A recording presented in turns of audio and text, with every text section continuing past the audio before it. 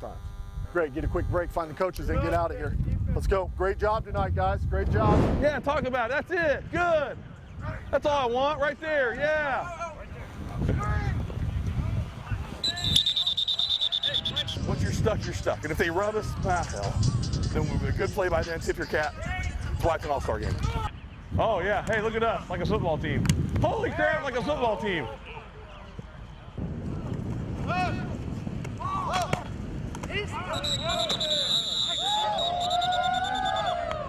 Really nice job, really nice job. Anchoring, and you just be like, whoop, whoop, whoop, whoop. Stay with it. Yes, cut him up. Beautiful. Good job, Foster out of baby. We do not care if it's hidden. Yeah. I want that quarterback to look out there and go, oh, hell. I was going to throw it to so-and-so. I guess I'm throwing it somewhere else. You know what I mean? High halo, find the rock. Yes, fill it. Yes. Go get it right now. Good. Good. That a baby. Yes. Jordan. Hey, good work. Good work. Way to make that change late. It's okay. Get outside leverage. Get outside leverage. Get outside leverage. Get outside leverage. Get outside. Good job, Bo Foster. Bo, that's a good job. Wham. Good. Other boy, Scotty. Oh, no. Really good time for that play call. Let's go blue power all day. Yeah, we haven't ran a whole lot. Blue power. Bubble. Option. Blue. Oh, double pass. Here it comes.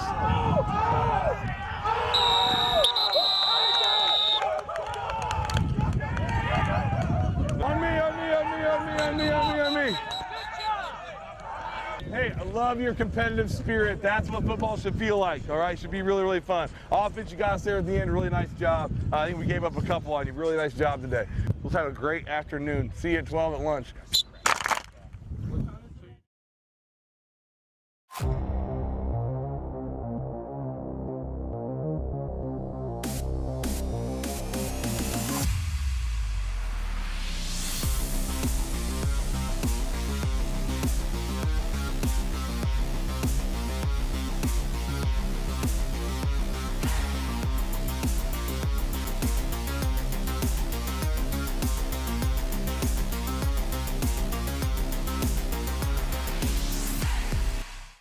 Sports are full of empowering moments.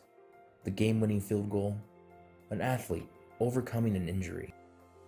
At Cotton O'Neill Orthopedics and Sports Medicine, we live for those empowering moments. Our team is well equipped to care for all sports-related injuries. Our experts tailor-make treatment plans to fit you. Because when it comes to winning, there's no one-size-fits-all approach. Discover the many ways Cotton O'Neill Orthopedics and Sports Medicine can empower your victories. How do you see the world? At Shriners Hospitals for Children, we know that changing how you see things can turn them into everyday miracles. Like riding my bike. Breaking boards. Hugging my mom. Every day for over 90 years, Shriners Hospitals for Children has been sending love to the rescue, regardless of a family's ability to pay. If you know a child we can help, call or go online now. Get back in the game with the Kansas Shrine Bowl Alumni Association.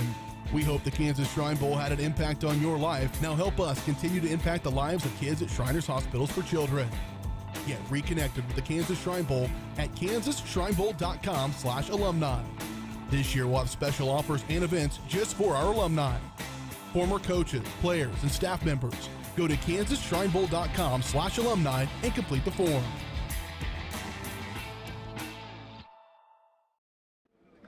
And welcome back to Topeka. The pregame show for the Kansas Shrine Bowl continues. And just for the record, Stan, I want to show you, I've got my mask ready, as you do. I have mine right below me, and I've had it on many minutes already tonight, like everybody else here. All right, so if you just joined us, there's a reason we're sitting socially distanced against one another. But tonight in Topeka, the best of the best play for the Kansas Shrine Bowl. And the thing about it is they are playing for a cause. So first things first, game's purpose is to raise money for the Shriners Hospital.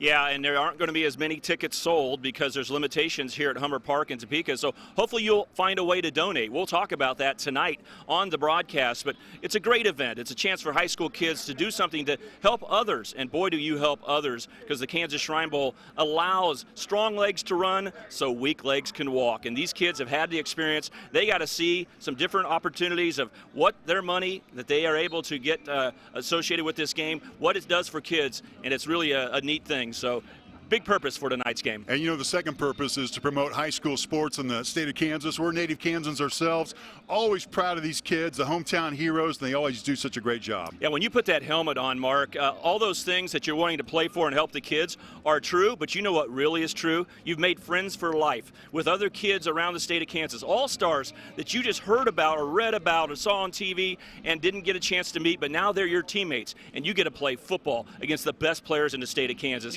It's something you'll remember for the rest of your life. Boy, bottom line, proceeds from the game have generated well over $50,000 per year. So you do the math, carry the one. That's about $2 million in the game's 46 years history. And hey, you know, the hospitals need that money.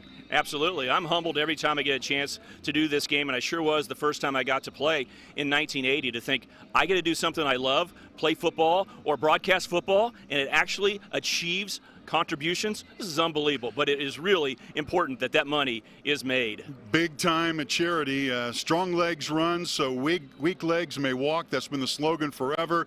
It has never meant more than it does this time around. The Shrine Bowl from Topeka is going to continue in just a moment. The Kansas Shrine Bowl kickoff is about 15 minutes or so away. We're glad to be with you, and we continue with more pregame right after this.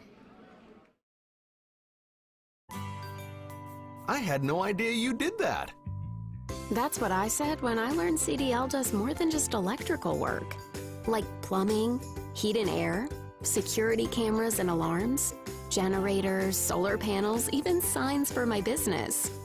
CDL really is one company that has a solution for about everything in my home and business.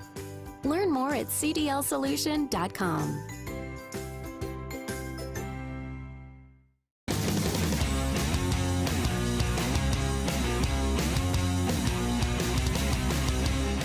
At Emporia State University, you can be yourself.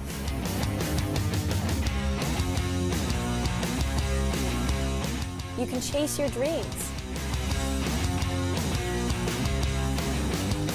And you can change your future. Start discovering Emporia State University today.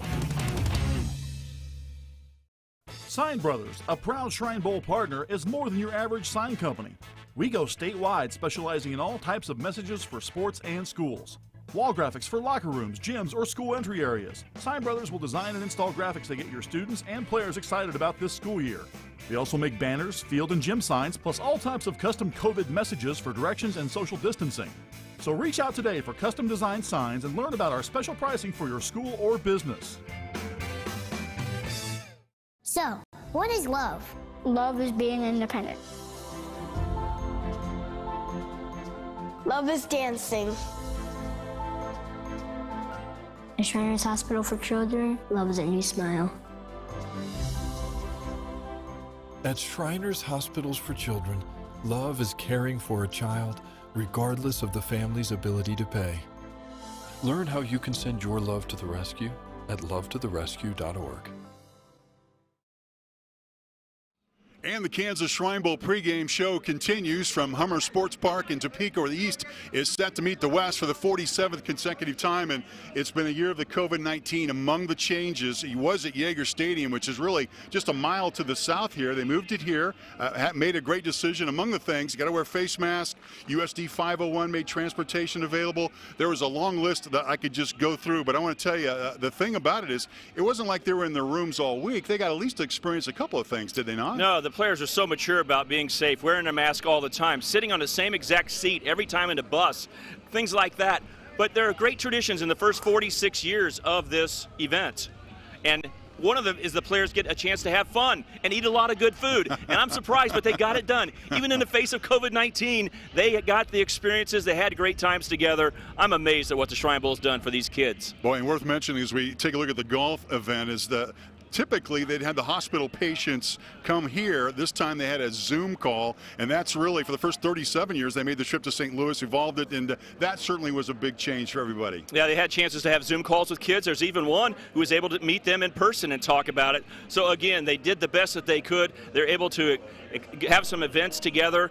It was a great job, and the players had a good time. It is as much of a normal week for these players as you could ever imagine. And this certainly was the year that marked the first time that the game's existence, that a shared camp was held. They stayed in the same place and really experienced the Kansas Shrine Bowl in a different way, but everybody evolved. Talk about change and talk about stepping up to face a charity and meet the cause. That is certainly what happened. Executive Director B.J. Harris has certainly indicated the plan will be to return to Ottawa and Kansas Wesleyan next year for camp, and maybe it'll be normal next year, but this will be one that they never forget. So coming up, as the pregame show continues from Topeka, Leon Liebel will join us, and he will join us with Executive Director B.J. Harris. The Kansas Shrine Bowl pregame show continues from Topeka right after this.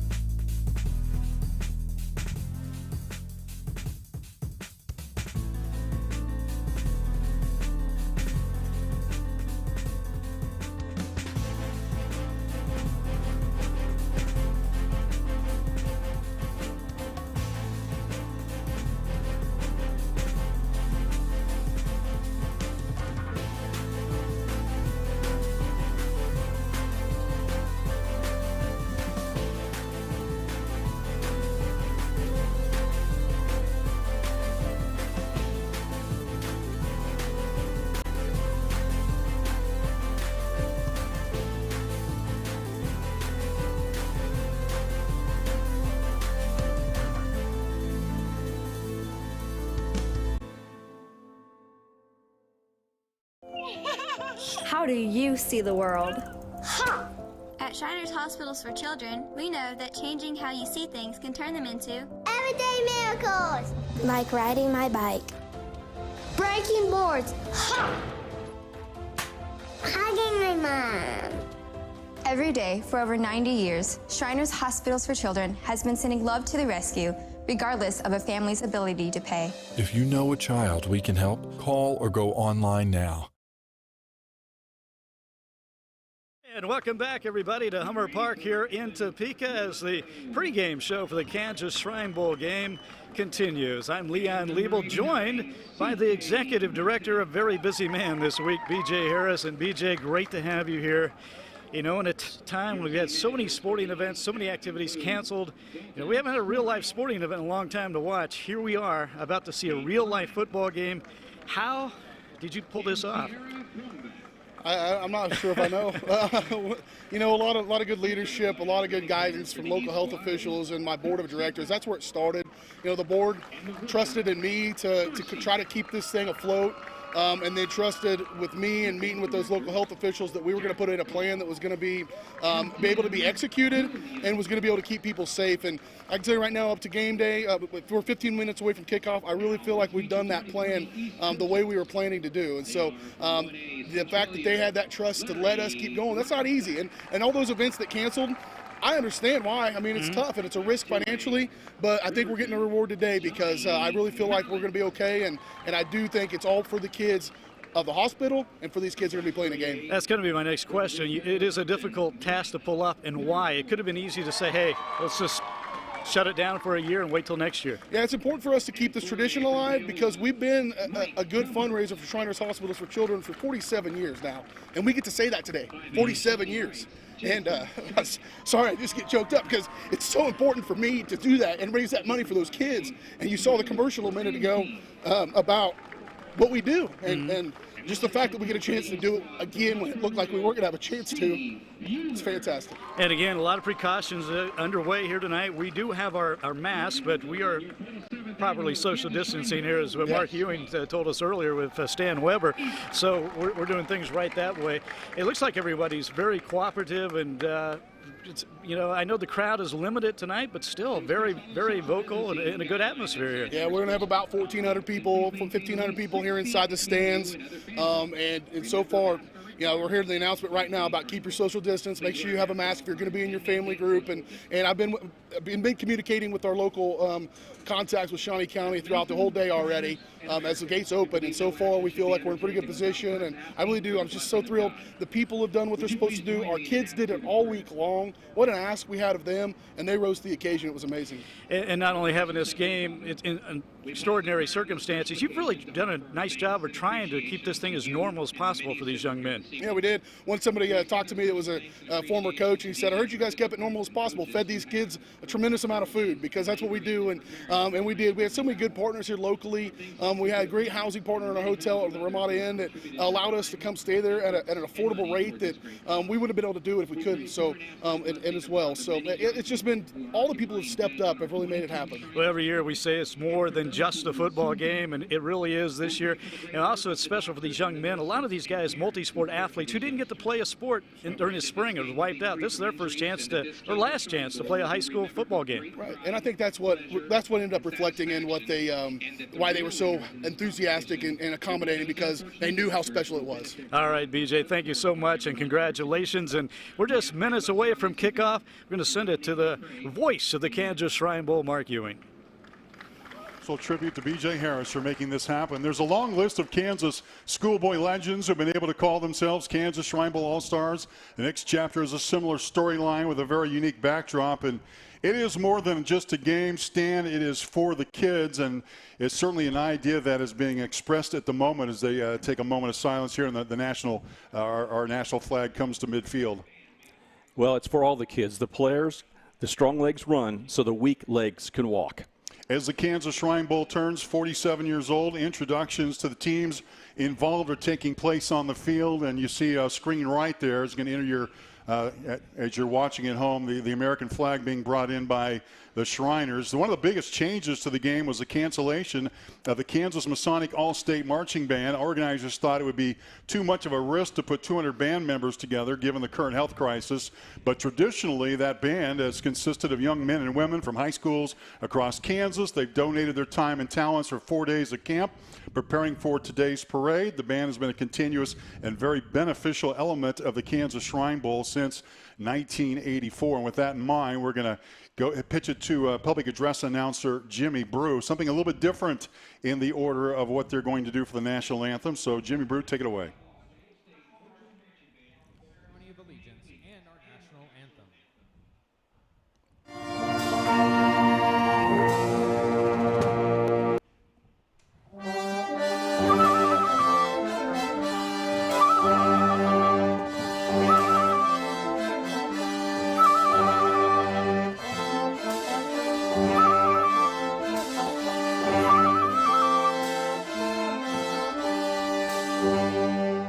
We, the people of the United States, in order to form a more perfect union, establish justice, ensure domestic tranquility, provide for the common defense, promote the general welfare, and secure the blessings of liberty to ourselves and our posterity, do ordain and establish this Constitution for the United States of America. We hold these truths to be self-evident, that all men are created equal, that they are endowed by their Creator with certain inalienable rights, that among these are life, liberty, and the pursuit of happiness. And for the support of this declaration, with a firm reliance on the perfection of divine providence, we mutually pledge our lives, our fortunes, and sacred honor. I pledge allegiance to the flag of the United States of America, and to the republic for which it stands, one nation, under God, indivisible, with liberty and justice for all.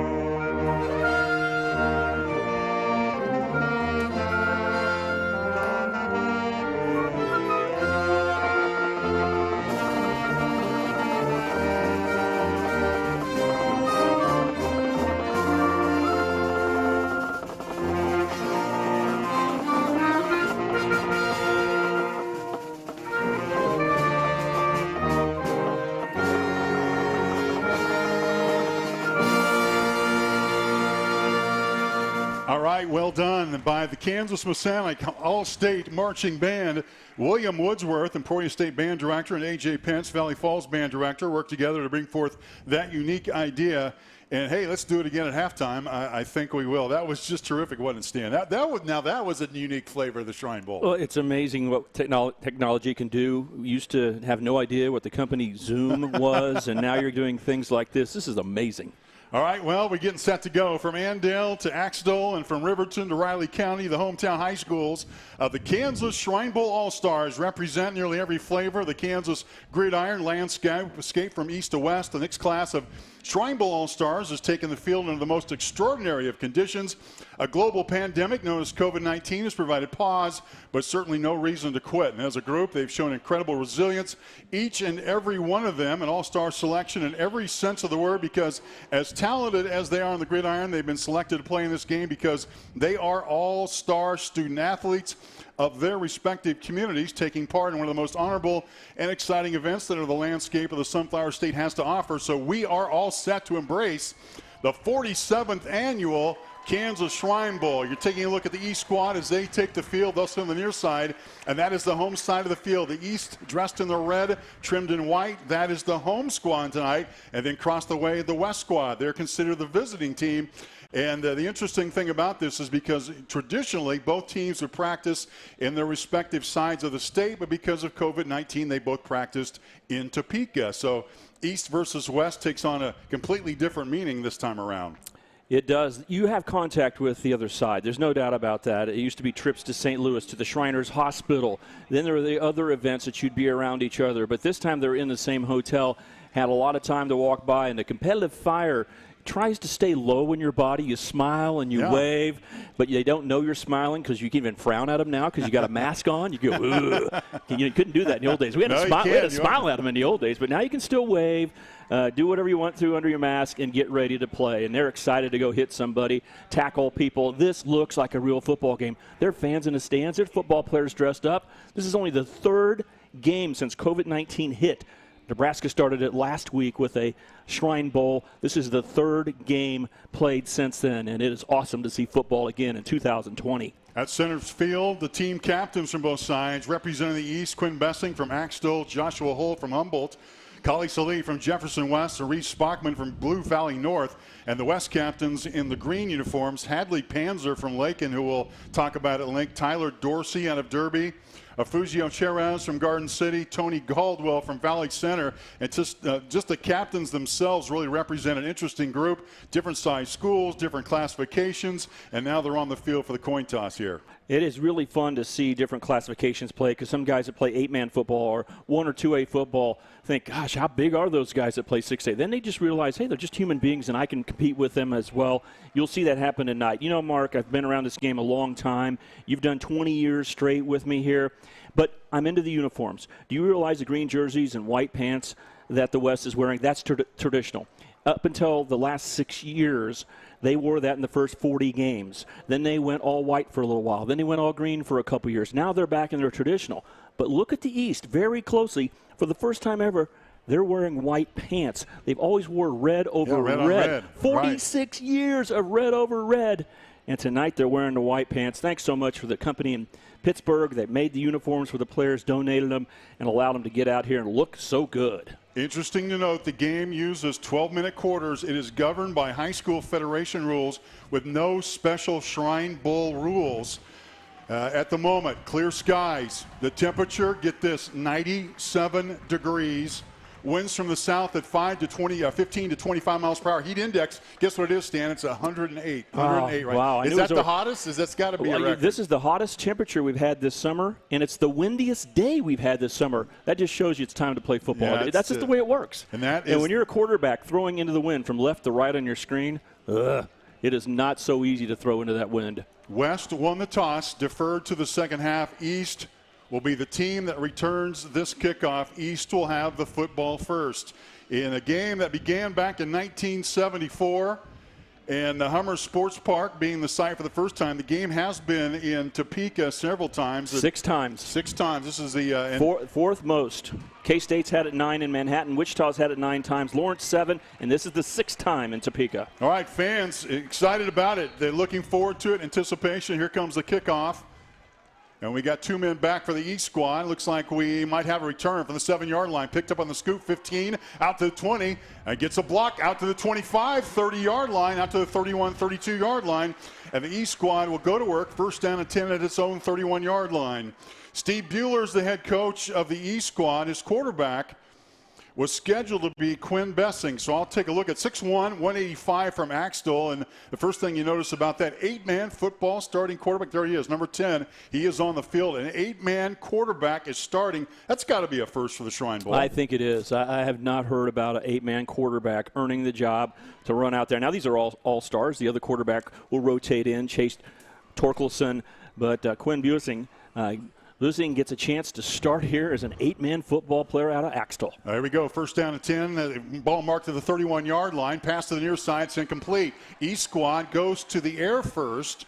And the pass is incomplete. There to defend for the West squad was Travion Mitchell. He was among the defensive backs. West squad looks really good on defense. It'll be tough to move it down the field, but as much as they've got it going there, the East squad on offense just trying to get it into its skill players. And among those, Evan Rinaldo, Blue Valley Northwest, goes 6'2", 185.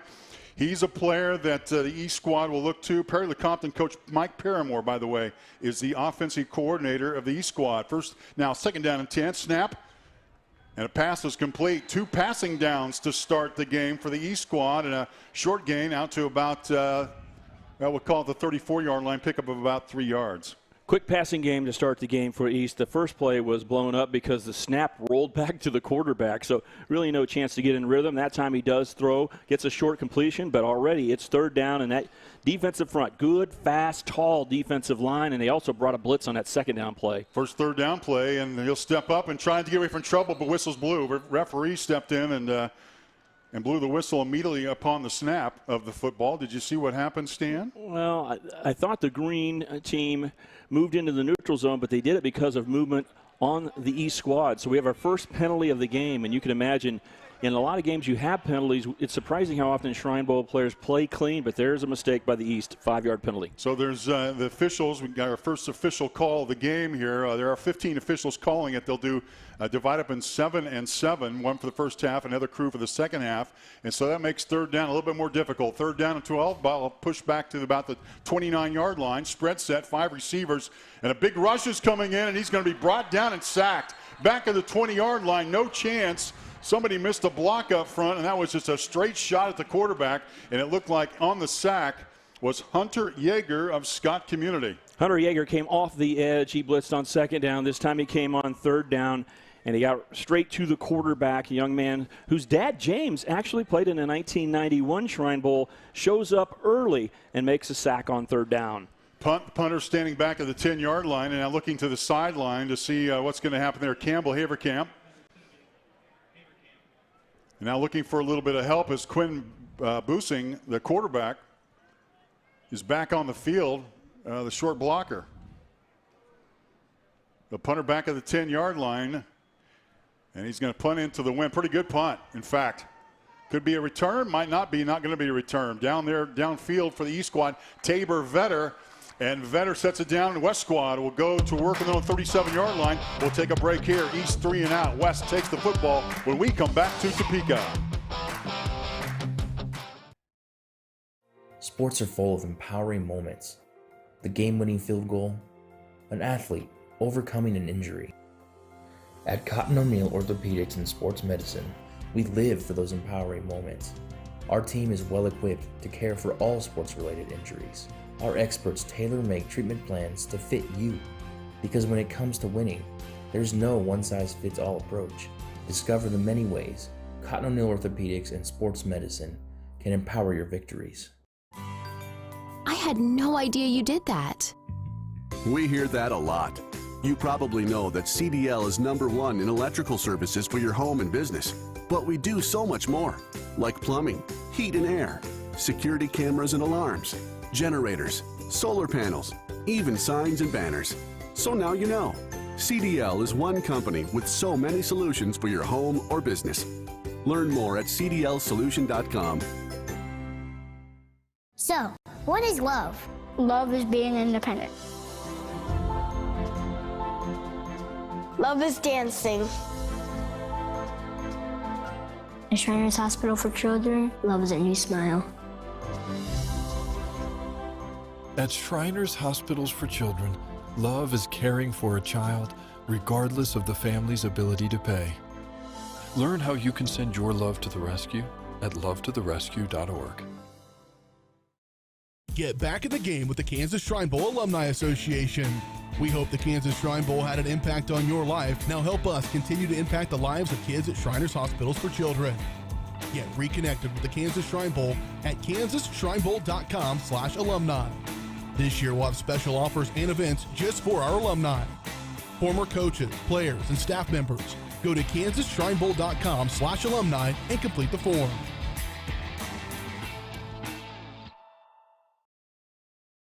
The West squad had to replace 8 players off the original roster because of COVID-19 as well as some other factors, but the West has at least a half dozen athletes as they take it first down and 10 on their first possession of the ball game, their own 37. A half a dozen athletes who are either offensive or defensive players of the year in their respective conference. And so they've got a lot of talent remaining, including Cade Melvin. Melvin on the carry gets about 8 or 9 yards up against that, well, we'll give it 7, up against that East defense. He's a pretty talented player, and the West would like to bring it right down the middle if they can.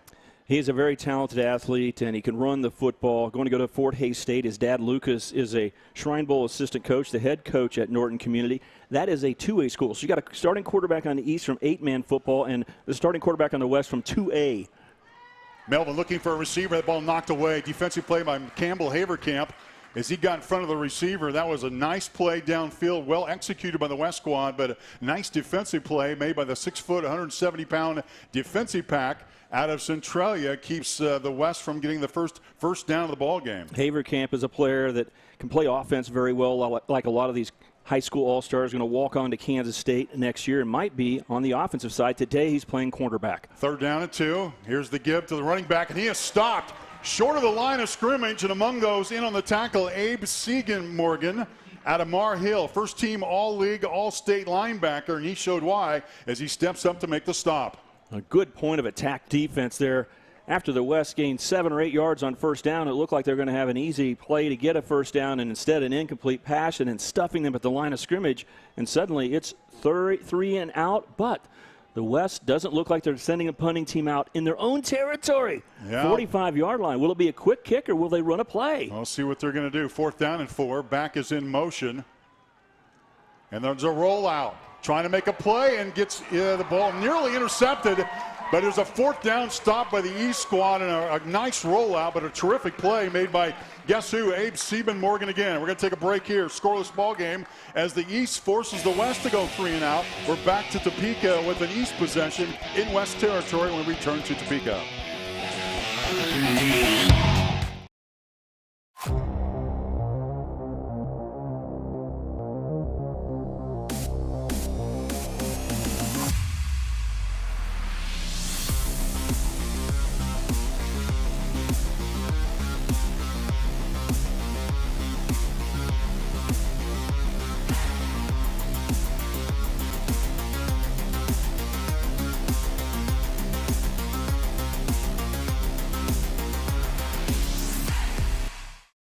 Sign Brothers, a proud Shrine Bowl partner, is more than your average sign company. We go statewide, specializing in all types of messages for sports and schools. Wall graphics for locker rooms, gyms, or school entry areas. Sign Brothers will design and install graphics that get your students and players excited about this school year. They also make banners, field and gym signs, plus all types of custom COVID messages for directions and social distancing. So reach out today for custom designed signs and learn about our special pricing for your school or business.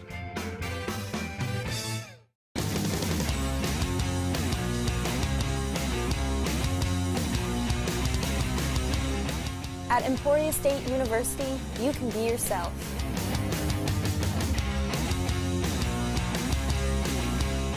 You can chase your dreams. And you can change your future. Start discovering Emporia State University today. My daughter was diagnosed with scoliosis. Connor's right leg was shorter than the left. Her issues were so rare. I wanted a doctor who's experienced at treating my child's exact condition. That's why we went to Shriners Hospitals for Children. These doctors develop the most advanced procedures. They do so much research. With some of the most innovative doctors in the world. And they put all their best thinking, all their love into healing my child. And they did it, regardless of our ability to pay. My daughter is who she is today because of Shriners Hospitals for Children. East will get a short field as they have it on the West 44-yard line. Scoreless ball game, first quarter, East versus West. Hummer Sports Park in Topeka, 47th annual Kansas Shrine Bowl. Boosing back in the ball game and is going to keep it, trying to get a couple of yards, and gets just that, a couple of yards, trying to test that West defense up the middle. Not going to be a lot of room with those tough linebackers they've got, but got to get a little space and a real opportunity here stand for the East squad with a short field. Yeah, after stopping them on fourth down, the West loses the ball in their own territory, so you hope that creates a little momentum if you're on the East side. But right now you're seeing a West team that's firing their linebackers into the line of scrimmage, and so far that has really caused some havoc for the East offense. No gain, second down and 10, spread receivers, and whistles and flags blow. So if the whistles blow, flags fly. Wide receivers moved early on the right side, a little excited, trying to get a deeper pattern, and that'll be the second 5-yard penalty for a false start for the East tonight. Offense, number 1, 5-yard penalty. Tabor Vetter took off a little bit early. White hats tonight, Armando Espinoza for the first half and Bill Kleckon. A lot of familiar names. Those guys come back year after year. They don't get paid for it, by the way. They just want to contribute to the game. And the second flag so far, second penalty in the East squad, makes it second down 15. Ball near midfield at the 49-yard line. And the quarterback at Axtell stands by himself, and he's not going to get out of the way of that one. Another sack, another 10-yard loss, and in on the play is Judson Wiltfong out of Norton. He's a big kid, 6'5", 220. I wouldn't want to get hit by him, but boy, did Boosing take a hit that time. Well, they're coming off the edge, and right now they're sending a lot of receivers out. There's no tight end and no running back in the backfield. So they're not equipped to stop the blitz. You got to have a quick pass, or you're going to have to find another player staying back in blocking formation. So far, the East is not doing that, and the West is taking advantage of it with free runs to the quarterback. Third down 25, going to be a long field to get there. Boosing takes off. He's going to get close to midfield, stop to the 46-yard line. West makes another stop. And the East, once again, is going to be in position where we're going to have to punt the football away. Judson Wiltfong again in on the play. Sports in Kansas Defensive Player of the Year, showing why, as he's caused a lot of havoc in the East offense so far. Yeah, and you know who his sports idol is? Amazingly, who is it just blows my mind when he says Bo Jackson. Bo Jackson. Like Bo Jackson retired before he's probably born. And yet he must have watched YouTube. Yeah, because Bo Jackson's worthy of being a favorite player. I'm sure just surprising when a young man about 18 years old now picks Bo Jackson. I wonder if Bo knows that Judson Wiltfong. That's right. That's a Nike commercial right there. Here's the punt. It's end over end, not a long one. It's going to take, in fact, a West bounce, and the East guys jump on it, ball at the 33-yard line. So that was a drive that started at the West Territory 44, and they're going to hand it over basically after pushing it down about 11 yards. So the East punts it over the West side, and West is going to get the football back. Well, pushing it the wrong way. The West pushed them a negative 11 yards on their possession. So the big sack was the difference. So far, West pressure on the quarterback has been a big story. And punting into the wind, you've got to say that Campbell Haverkamp has done a pretty good job so far punting for the East. Well, let's see what the West can do. First down and 10. The drive starts from his own 33-yard line. First time they had the football, they gave it up on a punt, had it 7 yards on the first carry, and then ended up punting it away. Here's a screen set up. Boy, a big hit, but the catch is made. Going to get back to the line of scrimmage. That looked like on the catch, I think that was our first look at Jeremiah Brown from Wichita West. If you're going to find a player in space, that would be a guy to get it to. Well, his space was taken up quickly, like big number 64. Kali Saili was there. How about folding back, looking for the wide receiver screen, and the big guy making the crunching tackle for a short gain. Second down and 8. Jeremiah Brown lines up to the right side of your screen as you look at it. A single back next to the quarterback and back on the rollout. Rolling to the right side under pressure. Looking for a receiver, nearly picked off. And was it picked off? I think it was. Interception by the East squad. Campbell Haverkamp who's an all-state first-teamer as a defensive back, also played quarterback for Centralia, makes the interception, and the East team has the football in prime territory, deep in West territory. Now the rollout pass to the right was thrown right along the sideline, and breaking on the football, Haverkamp was there, made a beautiful catch coming forward and kept his feet in bounds. And the East, in their third possession, will get their second time to start in West territory. This time it's a 34 with a big interception. East first down and 10, 34-yard line. The East squad had to replace 15 players from the initial 36-man roster because of COVID-19. And looking to the air, trying to get a big play toward the 10-yard line. Pass is caught. Caught downfield by Evan Ronaldo, the voted the most improved player for Blue Valley Northwest. He went up over. That's what they say, hey, he got mossed, right?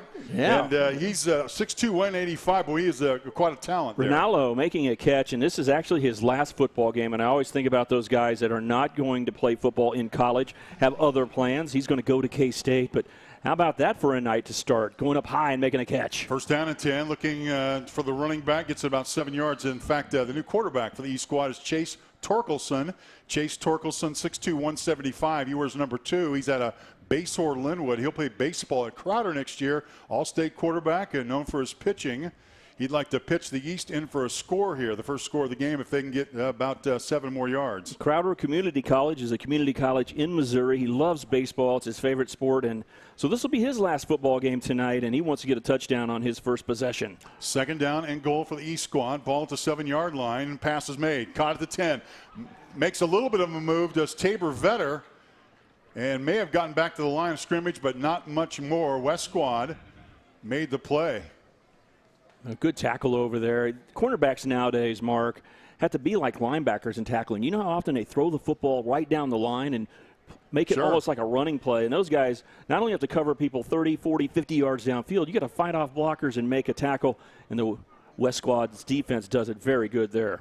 Chase Torkelson, one of the top passers in 4A, threw for 2,483 yards, 22 touchdowns on the air, 6 on the ground. So he can go to the air easily. He can also run it in himself. We'll see what they're going to do. Third down and 7. And he's going to try to keep it up the 5-yard line. Caught from behind and dragged down. What a play made by, among others, Trey DeGarmo from Andover Central in on the stop. And Keaton Robinson got there on the ankle to slow him down at first and keep him from gaining much yardage. So inside the 7-yard line near the 6 with 4th down, it looks like the East team may choose to kick a field goal. All right, so Campbell Haverkamp is the East team's kicker. He's out of Centralia. In fact, he's the guy that delivered the interception. So now a chance to get the INT and the field goal. So it's Ronaldo, is it not? Ronaldo's the kicker. Yeah, the guy who makes the big catch down to the 10 gets a chance to try to score. All right, fine. So Haverkamp is the holder. Evan Ronaldo is the kicker. And now a whistle and timeout. East, first charge of the half. Timeout in the field is going to be called for the first time. They're going to talk about it. 4th down and 6. The East got themselves into position to score via the interception. And now a chance to put 3 on the board here. We'll see if they can pull that off. Steve Bueller, the head coach, is in his 8th year coming up in 2020 at Washburn Rural and has a decision here. Is he going to believe in a kicking game? Remember, they didn't have a lot of time together. They didn't practice for 2 weeks or even 10 days. It's basically been a week. Now, they've had 2-a-days, 3-a-days, but you know there's not enough time. As much football as they try to teach these kids, and the alertness they had was amazing. They really learned a lot of offense and defense, but your special teams, you can't spend a great amount of time. But here's a big time to execute for the East. If you can make this field goal, you can go up 3-0. Always something about getting the first points on the board that sort of eases the tension. There's a little bit of nerves involved when you play the Shrine Bowl game. And in fact, at the moment, it looks like the officials are calling, it looks like a water timeout. That would be my guess. That's freezing the kicker. You can't do the water timeout and freeze the kicker. And then you got to give him freezing cold water, too, to freeze him even more. We got to see the Shrine Bowl rules on that. I'm not sure how that went. Wait a second. It does give me a chance to mention that this is the 47th annual Kansas Shrine Bowl. The event is used as a fundraiser for Shriners Hospitals for Children. The West team has won 28 of the previous 46. The West, in fact, has won 2 of the last 3. One in Dodge City last year, 26-7. But Hummer Sports Park is considered East Territory. USD 501 lays claim to be the hometown football turf of at least one Topeka high school every Friday night in the fall. So this is the home of Topeka West, Topeka High, and Highland Park. And 4A state championship games played here. Yes, the 4A state, and they play state soccer. Baseball's nearby. Swimming is just over the way. This is a really, really nice sports facility in the city of Topeka, and USD 501's done a great job manufacturing it. Be sure to support the Kansas Shrine Bowl. Pick up some great new 2020 gear. Go to www.kansasshrinebowl.com/gear. That's www.kansasshrinebowl.com/gear to check out the new design. It is important for the East to get a little momentum and score with the advantages they've been given. 2 possessions starting in West territory, and the fact the West has won 10 of the last 14 times these teams have played. Now, it may not matter, but I'm telling you, the West players talk about last year and say, let's keep the tradition going. Colby Holting, long snapper. Kick is up from the 23-yard attempt. It's up and good. The East team gets on the scoreboard with an end-over-end kick into that tough wind, and the East squad leads 3-0. That was like slow motion. Wasn't that cool? I mean, he's kicking it strong into the wind. Just try to keep it centered up and take it through. He makes the big catch, and he makes the kick into the wind. Well, we always said the special teams very often makes the difference, either a block kick, missed kick, punt or kickoff return. But in this case, the kickoff or the field goal is up and good, 3-0. That's the East has the field goal, 3-0 on the West squad. And 3:57 here to go in the first quarter. Well, they needed to take advantage of their opportunities they've been given. So they did, getting a score, but the West defense has done a pretty nice job. You know, they've been put in bad situations and been able to hold the East to only 3 points, and now they're looking for their West offense to get going. All right, so the East squad, because of COVID-19, they had to replace 15 players I had mentioned, which is certainly more than 1/3 of the team. Not from illness, though. Not from illness. They announced them in January, yeah. And then things have changed since then. Some kids aren't available, that type of thing. All the ones that were asked, ultimately, all 36 from each squad came in right on time and were ready to roll. And that's not an easy thing to do, and it's a big decision because the players not only had to read a document that said, here are the risks, you understand the risks, you are taking the risk by playing this football game, by being in Topeka during this week, and their parents were there as well. They had to sign. So it was a collaborative effort from each of them, and they all signed up, they all showed up, and boy, what's really cool is they have been a great example for everybody in America because they were given rules and they have followed them completely. When they weren't in their rooms, they had their masks on, and they were no problem. They had to sit in the same seat on the bus. They had meal protocol. They followed every bit of it, and the coaches are just raving with how good these teams have come together, how they've been excited about doing the right thing, all for the reward to play football. And I hope this is an example for others. Reading all the news, coming hot off the press, NFL teams getting ready to have players report, including the Kansas City Chiefs, and questions about, well, what about the safety? What about the protocols? Can we play football? All kinds of questions. But guess what? These guys are playing football, and it's amazing to see. A lot of fun, and the crowd excited to be here tonight as well. West is made up of about a dozen Wichita area athletes. The roster includes sizable cities like Kansas and like Garden City and Manhattan, and then about half come from small-town rural areas. In fact, there are 7 future Fort Hays State Tigers on the roster of the West team, and following the kickoff, West is going to take over here in pretty fine shape. Now to about the 37-yard line, first down and 10. So what's the West need to do on offense to get a sustained drive together? Well, you talk about 7 guys from Fort Hays State, and there's 6 guys from Washburn, and MIAA football is a big deal, and it's great that a lot of Kansas kids get to play. But in a lot of years, you have a lot of FBS Division I players in the game. This year, only one, number 54, left tackle, Hadley Panzer, going to K-State. I'd run the ball behind him. I'd let him start establishing his physicality right away.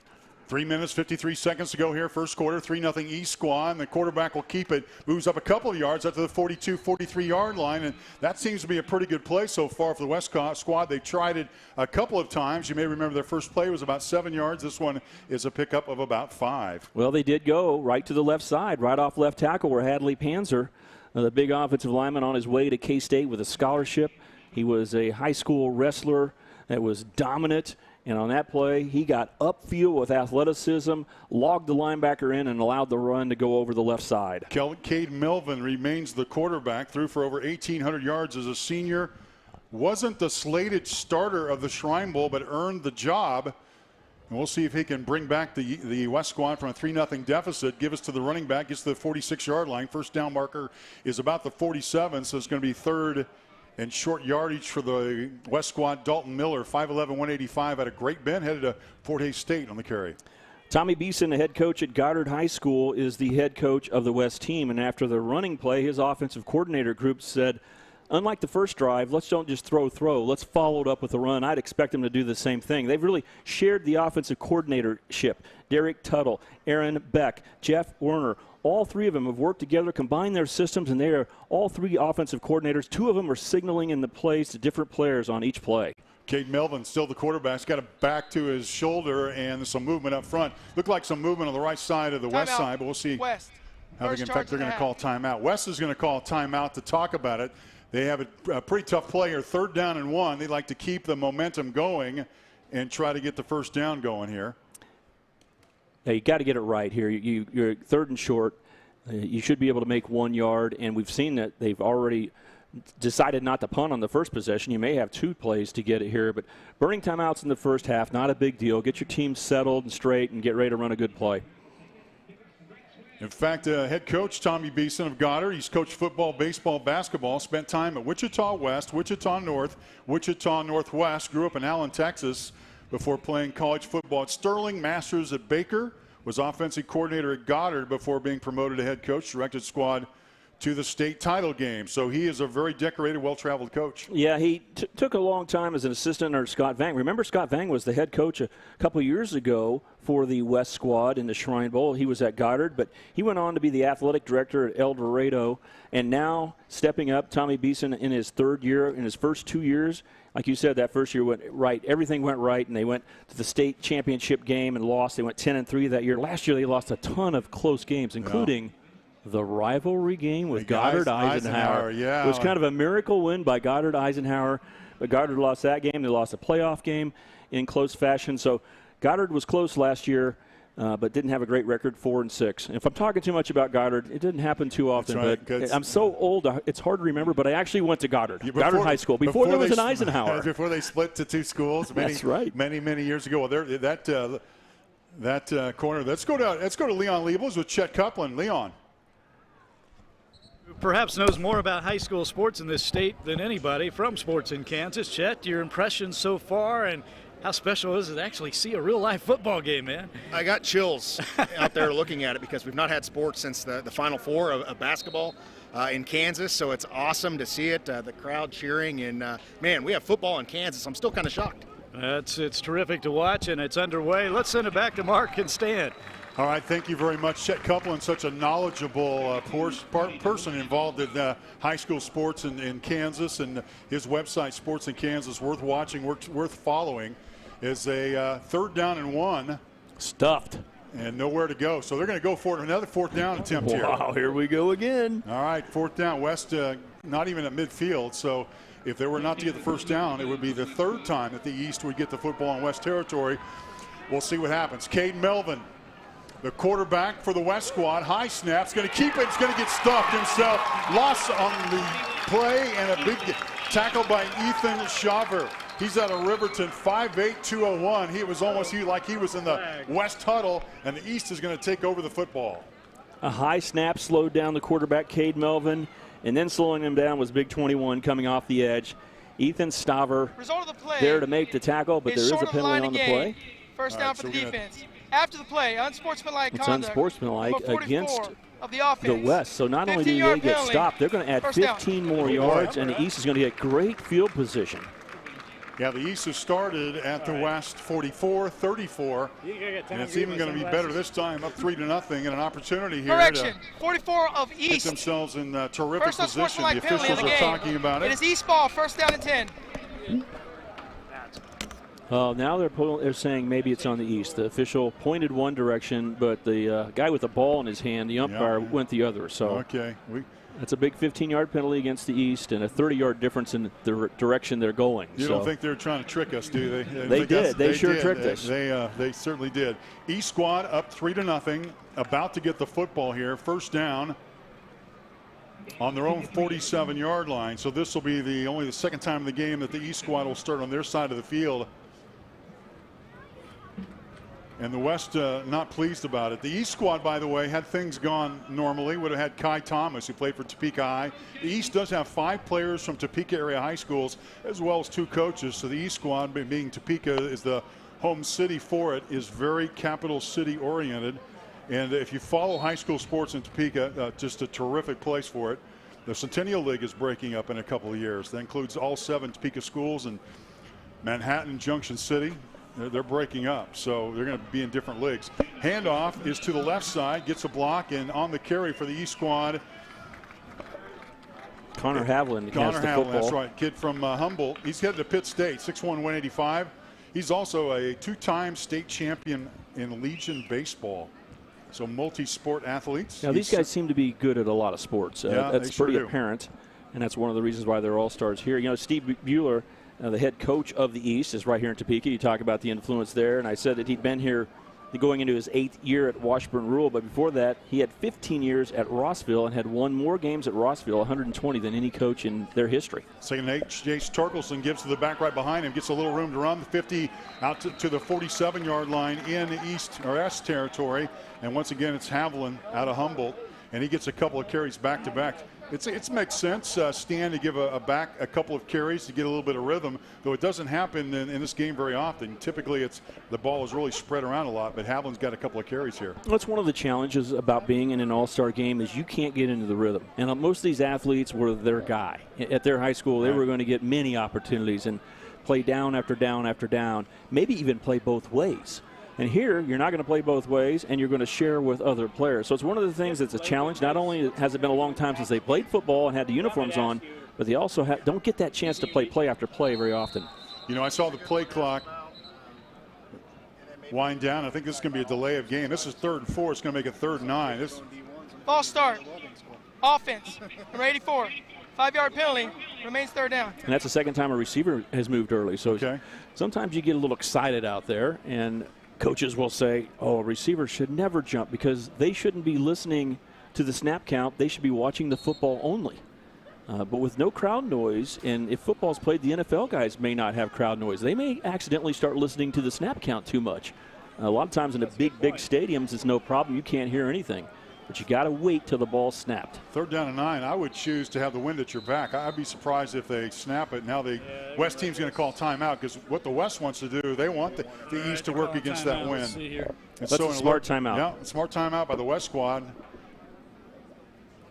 And that's Leon. Oh, you get to take it away again. Leon, go ahead. All right, Mark, and again with Chet Copeland, and we were talking earlier about how special just getting this game played and seeing real-life football, Chet. Second charge. Yeah, it's awesome, and it's another thing that's awesome to see kids from all levels here, Leon. We have 8-man players all the way to 6A. Some kids never going to play a football game again. You see them wearing their high school helmets out there, representing their towns, their schools, one last time. You know, some of these guys, D1 guys, some of these guys are just going to go on to maybe a trade school or something like that, or maybe not go on to college. So it's awesome to see everybody come together for a great cause like this. Yeah, you told me earlier, all shapes and sizes for this game tonight. Yeah, you know, Axtell, Kansas, 43 kids in that high school. And the starting quarterback, Bussing out of Axtell, led his team for the, state title game this year for the first time in like 26 years. And this is a kid, of course, starting quarterback out here, 1A through 6A. 43 kids in that kid's high school out here. So it's really cool to see that. And, kids like Hadley Panzer out there, 2A high school. One of the biggest kids out there, and he's got a full-ride scholarship to the Kansas State Wildcats. He is an intriguing story, Hadley Panzer, from Lake, Kansas, way out in western Kansas in Kearney County. And tell that story. His dad got him in the combine a few years ago, the Shrine Bowl combine, to get a look. Yeah, actually, he called me a couple years ago from right now and really had no idea who he was. I look at heights and weights to try to help kids get recruited across the state. We usually have the Kansas Shrine Bowl Combine every year, and we help, bring kids all over the state, and we donate that money back to the Shriners Hospitals. We didn't do that this year. Well, 2 years ago, a lot of the guys that were at that game, they're playing out here today, and Hadley Panzer drove 14-hour round trip to come to that. West captain today, full-ride scholarship to Kansas State 2 years later. Pretty cool. Terrific story, and those stories continue, Mark. 3rd down and 9. Torkelson with a move. He's swarmed over by green shirts. Another sack for the West squad, and a 3rd down and 9. Nowhere to throw. Good coverage downfield. West makes the play, and the quarter is going to come to an end. The only excitement we saw in the first quarter was a field goal. The East is on the board. East leads West by a score of 3-0. You're watching the 47th annual Kansas Shrine Bowl for Hummer Sports Park in Topeka. The second quarter is on the way. I had no idea you did that. That's what I said when I learned CDL does more than just electrical work. Like plumbing, heat and air, security cameras and alarms, generators, solar panels, even signs for my business. CDL really is one company that has a solution for about everything in my home and business. Learn more at cdlsolution.com. Sports are full of empowering moments. The game-winning field goal, an athlete overcoming an injury. At Cotton O'Neill Orthopedics and Sports Medicine, we live for those empowering moments. Our team is well equipped to care for all sports-related injuries. Our experts tailor-make treatment plans to fit you, because when it comes to winning, there's no one-size-fits-all approach. Discover the many ways Cotton O'Neill Orthopedics and Sports Medicine can empower your victories. How do you see the world? At Shriners Hospitals for Children, we know that changing how you see things can turn them into everyday miracles. Like riding my bike. Breaking boards. Hugging my mom. Every day for over 90 years, Shriners Hospitals for Children has been sending love to the rescue, regardless of a family's ability to pay. If you know a child we can help, call or go online now. Get back in the game with the Kansas Shrine Bowl Alumni Association. We hope the Kansas Shrine Bowl had an impact on your life. Now help us continue to impact the lives of kids at Shriners Hospitals for Children. Get reconnected with the Kansas Shrine Bowl at kansasshrinebowl.com/alumni. This year we'll have special offers and events just for our alumni. Former coaches, players, and staff members, go to kansasshrinebowl.com/alumni and complete the form.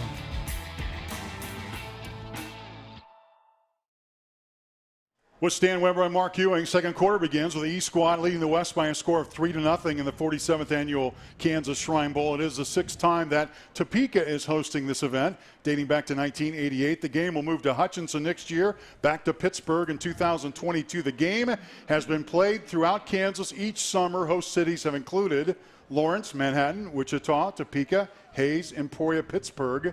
And which one is missing? Last year, El Dorado and Dodge City. El Dorado and Dodge City are the two others. The last time we played this game in Topeka was 2013. Remember that night? It was, believe it or not, a cold front went through, and game time temperature was 78. I do not make that up because game time temperature tonight was 97. Any temperature, I'm ready to play, but that was a beautiful night. Yeah, it was, and it was a good game. East won 22-19. And they and it was sold out. People said, "I'm going to get out and watch that. The weather's great." Punt goes out of bounds. West will be in good shape up at the 18-yard line. So the West squad hasn't really gotten much going offensively, trying to get some rhythm, but we'll see what they can do. But down 3-0, low-scoring ball game early on. Both teams run a spread. They move the football. They get to the line of scrimmage very quickly. But so far, defense has ruled the day. The defense has been on fire so far. The defensive coordinators have been aggressive. The tackling has been good. The angles of rushers, linebackers off the edge have not allowed the quarterback any room to maneuver to get a pass off or scramble so far. And we've seen a couple of quarterbacks for the West play. They have 3 different ones that they'll rotate through tonight. West first down and 10, 17-yard line on the rollout. There's a handoff. And, boy, there to make the stop among those, Ethan Shaver was there. And I'm telling you, the no room to roam for the green or the West side back as both nose tackle and tackle got to the ball carrier in a hurry. Shaver's had a good start so far, and if you want to learn a little bit about business, I know you do some business there, Mark. I do some finance, yeah. Did you, as a high school kid, already own a business? Rams Lawn Care, owned by Ethan. Well, there you go. What's he going to be doing? So to him, 97 degrees is nothing. Yeah, he's like, I'll get out here, and this is a break. Pass downfield, ball's caught at the 20-yard line, still on his feet. Going to be wrapped up and brought down. That's Connor Haas. three-time All-League player, All-State defensive back out of Paola, makes a pretty nice catch. Yeah, and Garrett Harmison is the third quarterback into the ball game. Getting ready to play his last football game. He made a nice pass on that slant pattern. He's going to go to Manhattan Christian and play basketball next season. Let me correct the receiver. It was Caden Hofer. He's out of Goddard, played for West head coach Tommy Beeson a year ago. He makes the catch. That brings up a third down as the West squad needs to get to about the 27, ball marked at the 20-yard line on the rollout. Looking for receivers. Got one right, the first down marker, but will it be enough?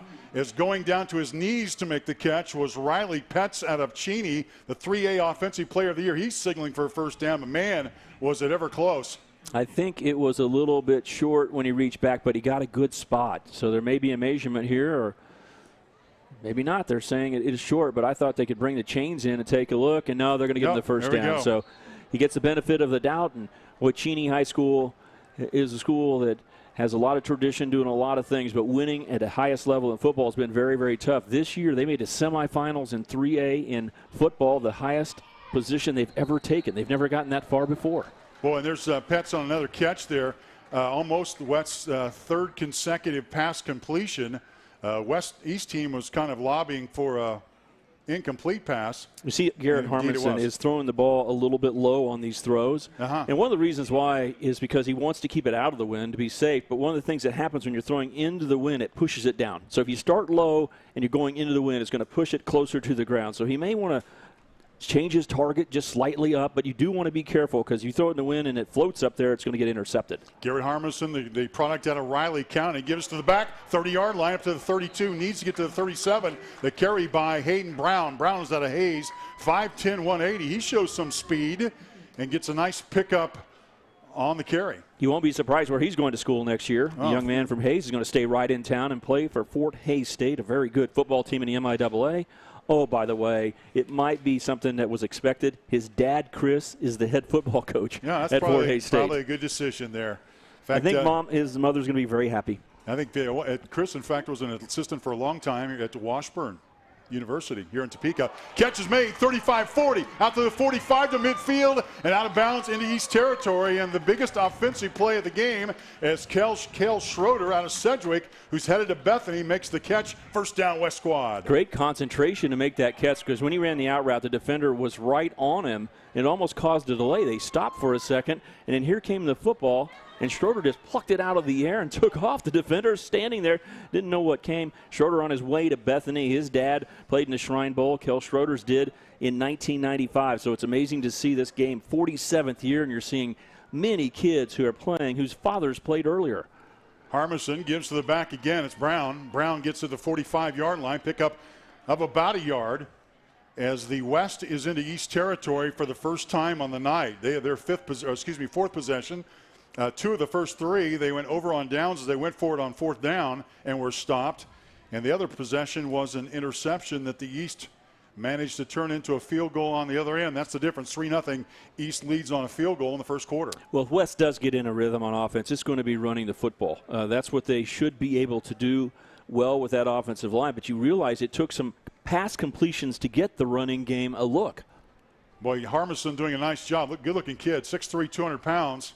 He's going to pitch it to the Jeremiah Brown. Brown, 45-40, makes a move 35 down to the 31-yard line. Jeremiah Brown out of Wichita West, who's going to play at Coffeyville, a defensive standout who led West in tackles, gets an end around and a nice pickup for the West squad. Good diversity in the offense for the West on this possession, starting all the way back at their 18-yard line. And they throw the ball a couple of times, now get the running game going, and then a little diversity with a reverse and a gain all the way down to the 32-yard line by Jeremiah Brown. Like this offensive set, three receivers left side of your screen, one down to the bottom portion of your screen. Here's Harmison on the rollout. Has a receiver down 25, 23-yard line. Harmison, by the way, the quarterback out of Riley County, is going to play basketball at Manhattan Christian.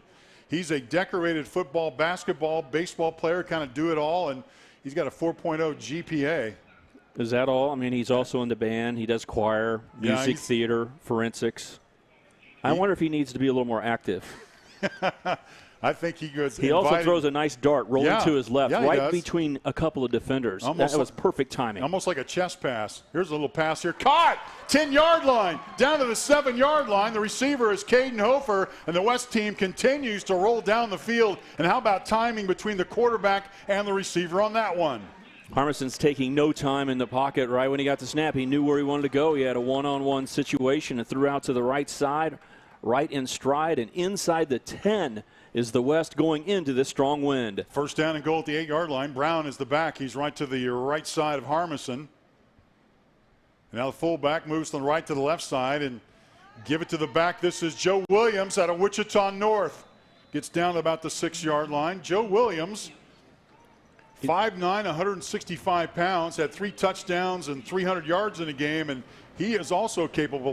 Boy, the West is really spreading the ball around. They've had a lot of skill players so far who've touched the football. Yeah, and Joe Williams III ought to be watched because I'm sure we got a great audience of people who want to watch some live sports and live football. But if there are coaches out there, do you realize Joe Williams III has not committed to any place? He is available and wants to play football, and he might be a kid that has been overlooked. Harmison rollout under pressure, and he is going to be brought down. Sack is made on the East squad by Terrence Adams. He's a 6', 197-pounder out of Shawnee Heights, and he's going to play at Coffeyville next year. He makes the sack on a big play for the East squad. He was the second player there. The rush initially was put on, got to the ankles of the quarterback, but Garrett Harmison was able to pull away. But coming in the second wave, Adams gets there to make the sack. A big play by the East, up only by 3. They would love to force the West to think about kicking. I'll give you a little hint. The West is not kicking, okay? They're going for 4th down, I'll promise you. Is that right? Okay. Joe Williams, by the way, on the right side of Harmison, back under pressure. Screen play, there he is. Williams, 10-5 to the end zone, and he is going to be stopped at the half-yard line. Joe Williams took the short pass, tried to find the end zone, and then is just stopped at the half-yard line. 5'9", 165-pounder. That was almost the first touchdown of the game. It falls just a half a yard short. A little screen play, nice call in that situation. And now you make a quarterback change for a 4th down. So the second 4th down the West is going for this time inside the 1. Yeah, Cade Melvin, the quarterback, and Norton comes back in. 4th down and 1. Receiver Caden Hofer goes out to the far side, and Cade Melvin is more of a running quarterback, and so this is quarterback run game. This is a zone read type of play where you can decide if you want to hand off to the running back or keep the football. But it's been a nice drive. Pretty unbelievable that this has taken 13 plays from the West. We've had a reverse. We've had completed passes. We've had good running plays. A very nice drive. 18-yard line, and now the question is, will they get that last yard to get an 82-yard drive or get stuffed at the goal line? 3-0 is our score. East leads West. Are we taking a break here? I think we are. We're not taking a break. 3-0 East squad leads West. And let me mention this. We in our pregame show, we talked a lot about events of the week. One of the highlights every year is the Hospital Visitation Day. They used to go to St. Louis, introduce themselves to some of the kids that this game benefited, and then in 2011 it actually changed. They brought the kids to the camps, which I think was really an improvement. Well, this year, what are you going to do with what's going on in our world? So what they did was they did a virtual Zoom with hospital patients, and I hear that went pretty well. So talk about evolving to just adapt to what's going on. I mean, I think a lot of us could learn lessons from what the Shrine Bowl organizers have done. Instead of just saying, hey, we're not going to do it, they've done it. They just figured out another way. Yeah, and it's really been the tradition. These guys are able to find answers in their hospitals. And the reason why they used to fly to St. Louis, and I was lucky enough to do that, is because that's where a Shriners Hospital is. So we went there, and there's never a charge for anybody who uses the hospital. That's what the Shrine Bowl is all about. That's what the Shriners are all about. So we went and saw the kids, and it was very good, and it really affected our lives. It taught us something for the rest of our lives. I'm telling you, it's life-changing. But then they decided in 2011 to bring the kids. Well, you know what it was? Just as effective. You go, okay, they made a great adjustment. And this week I was really wondering, were the players really going to get the intent? And talking to the coaches who've been around the game, they said absolutely. They had one person who was able to show up in person, a lady that's now in college, and they had a great time on the Zoom. So these kids got a great adjustment as well. Cade Melvin to the end zone. Touchdown, West squad. West takes the lead in a 1-yard plunge from Cade Melvin, and that's a drive that started at the 17-yard line, an 83-yard drive for the West Squad. And hold on. The officials are talking. I don't see a flag, but it looks like just from the reaction of the crowd, they're very likely something happened. The West Squad went to its heavy set, and there's a flag on the field. All right. So much for the touchdown call. I was really revved up and had it going, but we're going to do this again. And probably not just a 4th down and 1, but 4th and more. Conduct. Number 81 of East. 15 yards be forced on the kickoff. Try. All right, so 1 yard plunge will count the touchdown. Correction, 81 West. Yeah, he points to the west and says the east. I think he's still trying to throw us off, but this time he means west. All right, so 6-3 is our score here. Extra point coming. Kicker for the West Squad is scheduled to be Joel Montgomery. But the kicker I see for the West Squad is Brady Dinkle out of St. Francis. And he is a lefty. All right, so Brady Dinkle out of St. Francis, 6'2", 185. Holder is Bo Foster out of Dodge City, and it's a fake. Looking toward the end zone, and it's caught. 2-pointer.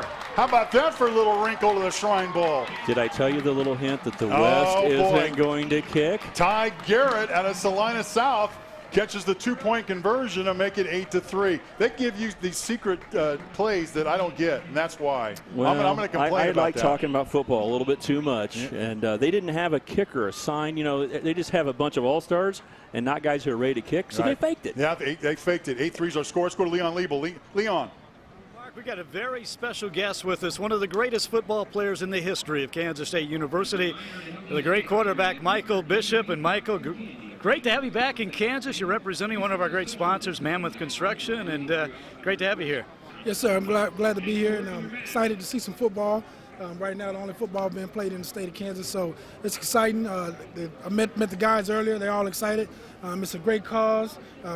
So definitely looking forward to having a great time here. And you told me you played in some high school all-star games back in the day. Yes, sir. I was able to play in Texas high school football and then Texas baseball all-star game as well. Now, what are you doing these days besides representing Mammoth Construction? Actually, ambassador for Mammoth Construction, sports construction. So everything is going well. It's a great business, and the slogan is it's more than a field. So, and I think it's more of a community deal. So everybody's enjoying it, and they're doing some great work. Runner-up for the Heisman Trophy in 1998. Yes, sir. You're on the ballot for the College Football Hall of Fame this year. How important would that be for you to make that? For me, it's definitely important. You told me it's overdue. It's overdue. It's long overdue, but I feel great if I get in. But I'm also, taking, the great state of Kansas, the fans, all the guys I was able to play with at K-State. So if I get in this year, I'm taking everybody with me. So I'll make sure if I give a great speech, and I thank everybody because it's more than just me. There's a lot of hard work that went into it, and I'm just blessed to be in that situation. Well, I think a lot of people, a lot of football fans in this state of Kansas and across the country really think you deserve that. What 2 great years at K-State before that? Yes. Junior college, the national undefeated, 2 national championships. 2 national championships, yes, sir. And again, finished second to Ricky Williams in the Heisman in 1998. Should you have won that? I definitely should have won.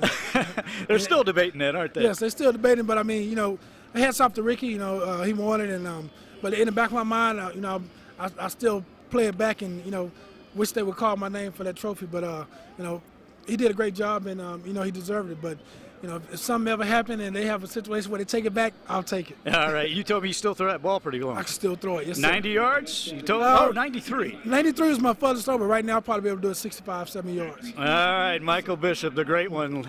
Mark, Stan, back to you. Thanks, Leon. Stan caught up with a former K-State quarterback, one to another. So that was kind of a neat conversation between you and Michael. Yeah, you don't talk about the Heisman with me, but I called all of his games. That counts.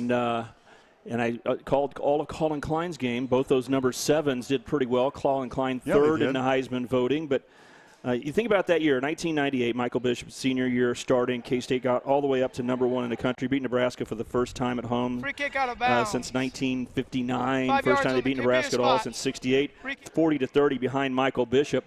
And they actually played Texas that year. and Ricky Williams got stuffed. He gained less than 50 yards. You know why he won the Heisman? Why did he? Because later he gained some yardage. Okay, Okay. plays for Texas. But then around Thanksgiving, he ran over Texas A&M. I mean, he had a credible run. Brent Musburger calling it. I'm telling you, if that was K-State's defense out there, he would have got stuffed. And Beasley, Michael Bishop would have been the Heisman Trophy winner. Yeah, It's A&M's defense that messed this whole thing up for Michael Bishop. But if he makes the Hall of Fame, he joins Coach Bill Snyder in the College Football Hall of Fame and Mark Semino from Smith Center and K-State. That's a very prestigious list. Carter Morrow to kick off for the West team, and the East is going to handle it that time. The first kick went out of bounds, so a free kick, and the East gets another opportunity, and the ball is run back to about, we'll call it the 38-yard line. The East will begin their drives. 8-3 is our score. West leads East here in this 47th annual Kansas Shrine Bowl. The West put together a drive of 87 yards.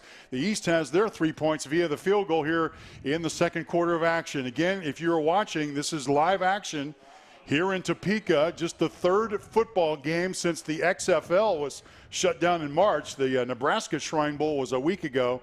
It's a pretty cool honor to have. And there was another high school all-star game, state against state. It was Indiana versus Iowa, something like that on Monday night. So this is the third one. Ball moved forward to the 43, 44-yard line. What always amazes me about this ball game is Quinn Busing from Axtell back running the controls for the East squads. They have to put a game plan in less than a week. And the coaches every year tell us the same thing. Hey, they're all-stars. They're incredibly smart. They just know the game. That's why they're playing in this thing. And they didn't dilute their strategy at all. They brought it, and they go, wow.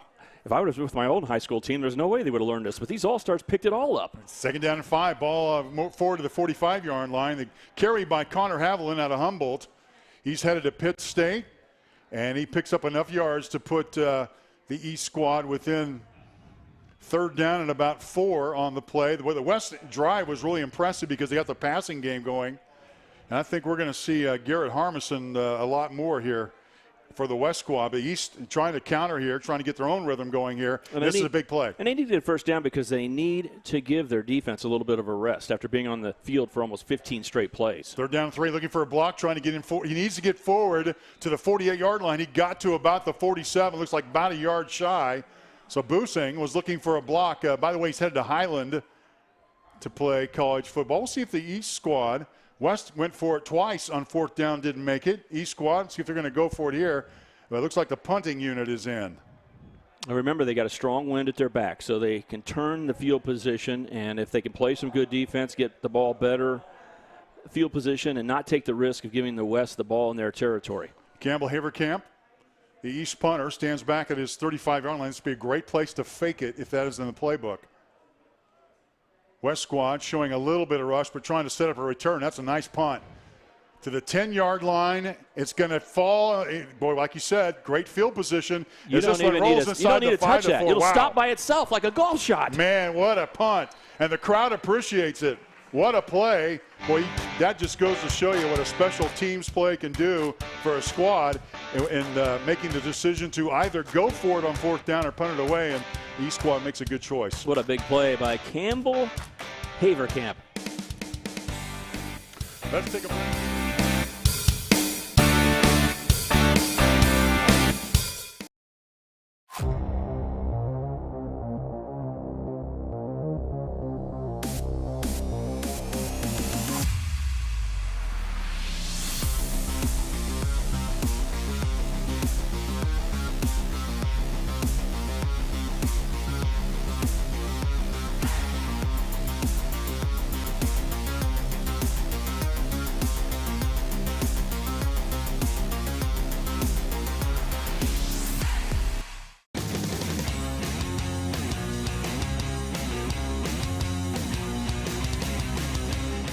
At Emporia State University, you can be yourself.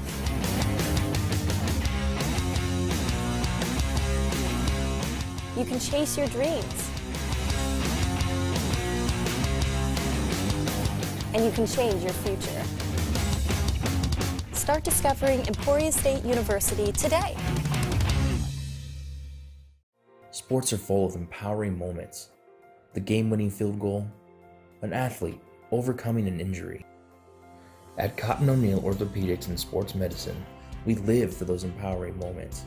Our team is well equipped to care for all sports-related injuries.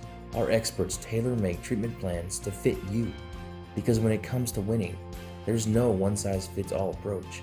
Discover the many ways Cotton O'Neill Orthopedics and Sports Medicine can empower your victories. So, what is love? Love is being independent. Love is dancing. At Shriners Hospital for Children, love is a new smile. At Shriners Hospitals for Children, love is caring for a child regardless of the family's ability to pay. Learn how you can send your love to the rescue at lovetotherescue.org. With Stan Weber, I'm Mark Ewing in this final minutes of the second quarter, 3:19 to go before the first half ends. And the West leads the East by a score of 8-3. The West team forced an East punt. And look where they get to start, their own 3-yard line, the shadow of their own end zone, or at least their own goalposts. And this will be a tough place to be for the West to operate. No room for error here. They give us to the back. And the back's going to get a little bit of space up to the 8-yard line. Tackle was made there by, among others, Tabor Vetter from Wamego. Said his name a couple of times.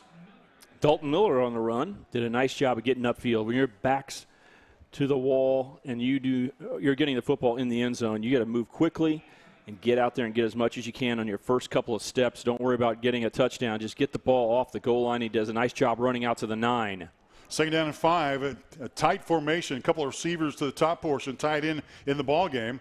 And give us to the back, and he is brought down, just ripped down. Man, he's lucky he held on to the football. That was Kali Saili from Jefferson West, 5'10", 275, and he was back in the West backfield before they knew it. What a good play, getting through the line of scrimmage, busting in there, and a nice play. He's a captain for this team today, and he just ran right around the offensive lineman, beat him to the football. Jacob Frederickson could not get his hands on him, and a big play. East is able to call timeout because they want to save time and force the West to punt. Back in the year 1974, it all began. The East squad beat the West by a 16-14 count in the very first Kansas Shrine Bowl.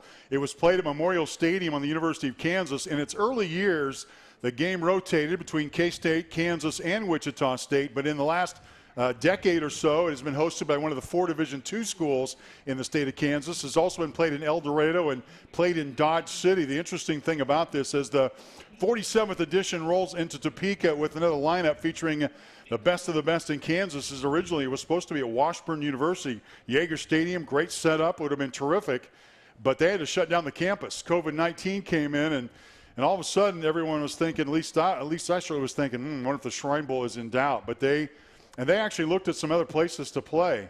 But they said, hey, let's move about 2 miles to the north and look at this beautiful place to play football. That was a great decision. Topeka still gets to host the game. And, I have to say this also. This is USD 501. So you go from a college campus to really the high school 501 being in charge of this. And the 501 steps up and says, hey, we'll provide transportation. We'll get the restaurants to step up. And because they had to shut down, of course, the cafeteria at Washburn University, it presented a bunch of problems that they have solved in getting this game to this point in time. The logistics are incredible. The help by everyone, the county allowing them to follow procedures and still play. B.J. Harris, who runs the game, did a fantastic job. Ball in the end zone under duress, looking for receivers, got one, 10-yard line. It's going to be close to a first down. In fact, he probably got it. Key third down play. The catch was made, and Jeremiah Brown skipped out of a tackle and has the first down on the play. Brown caught the football short of the first down. It was just amazing to have a completion with the pressure coming behind the quarterback. Got rid of it just in time before getting tackled at the goal line. But getting the completion is one thing. Getting the first down is worth so much more. After the catch, he's able to push upfield and fall forward for a first down. First down and 10, 17-yard line. 3 receivers to the near side of your screen on the rollout. Looking for one. Has some time. Goes downfield. A wobbly pass is intercepted. Intercepted by Campbell Haverkamp. And Haverkamp to the 30s. And inside the 30 down to the 26-yard line. And he was simply waiting for that one to come down. And an interception, his second of the ball game, made by Haverkamp. And that ball was thrown up for grabs against the wind. We talked about why you might throw it low. The wind might push it down, but it's still safer than getting it up into the wind and having it float. And that's what happened to Jackson Cavanaugh as he rolled to the right and threw it up. It ended up floating, and Haverkamp makes his second interception of the game, gets a little bit of a return to the middle of the field, and the East has great field position here at the 27-yard line. It'll be the third time in the ball game that the East will begin in West Territory. First down and 10, 27-yard line. Single back, single quarterback. Give us to the tailback who gets it forward inside the 25 to the 24-yard line. And, you know, simple football sometimes at this point is the way to get it done. And that was a simple play and a simple carry for Connor Hayes. Yes, and they can speed up their offense, and they probably will with the clock running. The East has one timeout left, just over a minute and a half, so they can't just take all the time in the world. They need to speed things up, which isn't easy. These guys haven't practiced together very long. Second down and 8, ball at the 25. Finding receiver, got one. 20-yard line, knocked down the 17-yard line, a little crossing route. And that play made by the receiver, C.J. Horton. Fort Scott, he's headed to K-State in the fall. And quickly the East gets to the line of scrimmage, first down and 10, ball set at the 17-yard line. The big guy looks like a tight end, and he's likely to be a tight end at Kansas State. Quinn Boosing, the quarterback, now empty house backfield by himself. Looking toward the corner of the end zone, looking for a receiver, pass is incomplete. The receiver, who was Tabor Vetter, made a cut, and that pass went right over his head and sailed into the end zone. Well, when you have the wind behind you, that's going to push the ball a little bit faster, stay up in the air a little bit longer. And Boosing had that throw overthrown, didn't go to an interception. Very fortunate about that, but he didn't realize it. He had big-time pressure on his back. Remember early in the game when Hunter Yeager was coming off the edge, blitzing and causing havoc? That time he was almost there for the sack again. West leads East 8-3. East trying to retake the lead here. Final minute of the first half. And under pressure, pass arched the end zone, nearly intercepted, incomplete. And a flag is down. Is it defensive interference on Scotty Easter, who is from Andale, or did C.J. Horton push off? Late. C.J. Horton gave a push right at the end, but was that the reason for the flag? Discussion taking place on the field. Again, the line of scrimmage is 17-yard line. As we take a look at the replay, you make the call. Boy, he was under pressure when he got just arched that out, just a couple yards short. He was underneath him, and he may have shoved him getting body position. If you just see the end of the play, you see that he made a play on the ball. But it's right before then where there may have been contact because the positioning looked good with a taller player at 6'6". C.J. Horton had a big chance to catch the ball. The defender ended up being in the right place, but there was too much contact while the ball was in the air. Defense, 4. Half the distance of the goal. Still second down. So original line scrimmage 17. They'll move it half the distance to the goal. It's not a spot foul. That's a big deal. That's right. You know, in college football, it would be a spot foul up to 15 yards. Pros would be a spot foul no matter what. Here, it's half the distance. So instead of getting the ball near the goal line, they're still going to get a good situation, but it's at the 9-yard line. Plenty of time. Minute and 1 second left for the quarterback. Quinn Boosing out of Axtell to get his team into the end zone. Receiver goes to the right to the left side, and now he draws his slot back, and he gets the ball. Does Gabe Garber from Sabetha, gets it close to the 5-yard line. The thing about the running play is clock's going to keep on moving. Well, they stopped the clock to move the change move forward, yeah. And now they quickly start it back in modern football. So the clock is running. All right, inside 45 seconds to go right now. First and goal, though. Boosting at the 10-yard line, empty house backfield under pressure. Throws a pass. The receiver looked around at it, but the ball was headed his direction, was Storm Slupiniak. But he turned around. That ball was on the ground when he looked around. So the kid out of Marysville, 5'11", 195, headed to Kansas Wesleyan. They tried to make that happen, and the East team gets a chance to redraw that play. Remember, East does have one timeout left, so they could run the football and call a timeout. They do not have to throw the ball every down. All right, second down here. And goal, 5-yard line. Boosing, arching pass toward the end zone, looking for a receiver. It's caught! It's caught in the end zone, but incomplete. It rolled away from the receiver at the last moment, and C.J. Horton of Fort Scott had it, and then he did it. What a nice defensive play. Boy, the East fans on the near sideline thought that was a score and left their seats. Take a look again. Boosing made a nice throw, made it a jump ball, got it to his big guy, and he had a chance to pull it in, but fighting for the defensive position, finally knocking it away, was the defender. Carter Morrow knocks the football away, so now it's third down. Carter Murrow, we've seen him punt. He's a first-team Ark Valley Chisholm Trail League linebacker and punter, and at the moment made a huge defensive play. 3rd down and goal for the East squad, down 8-3. Slot back, goes to the right side, trying to load that right side of the field. Pass over the middle, and it is incomplete. It looked like Scotty Easter out of Andale got his fingertips on the ball, knocked it loose, out of bounds. The pass incomplete. And that'll bring up a 4th down for the East squad. That's an example where a quarterback's looking to his right, thinking he knows what's happening, but he doesn't realize to the left there's an extra guy there who could have picked it off. He thought he had Gabe Garber in the back of the end zone. Yeah, boy. Boy, sometimes you got to look ahead of the receiver. Yeah. There's so much to look at in a very short period of time, but boy, it is awful when you're a quarterback and you say, I didn't see that green jersey pop up. And if he and waits, happy that he dropped it. If he had a little bit of time, he was headed to a really empty space on the left side in the end zone. Instead, a field goal attempt coming here. It'll be a 22-yard attempt for Evan Rinaldo. Kick is up, and it is no good.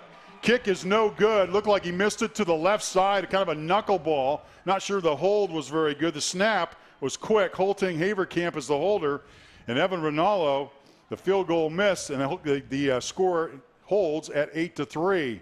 Boy, East comes up empty there. That's going to prove to be a big series in this ball game. Yeah, missed opportunity. They had good field position many times in the first half and only end up with 3 points.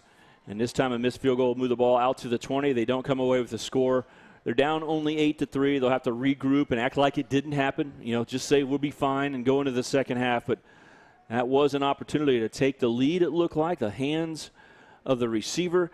C.J. Horton looked like he might get a touchdown, but how about Carter Moreau, a powerlifting player going to Western Illinois, was able to be strong enough to knock the football away in the back of the end zone.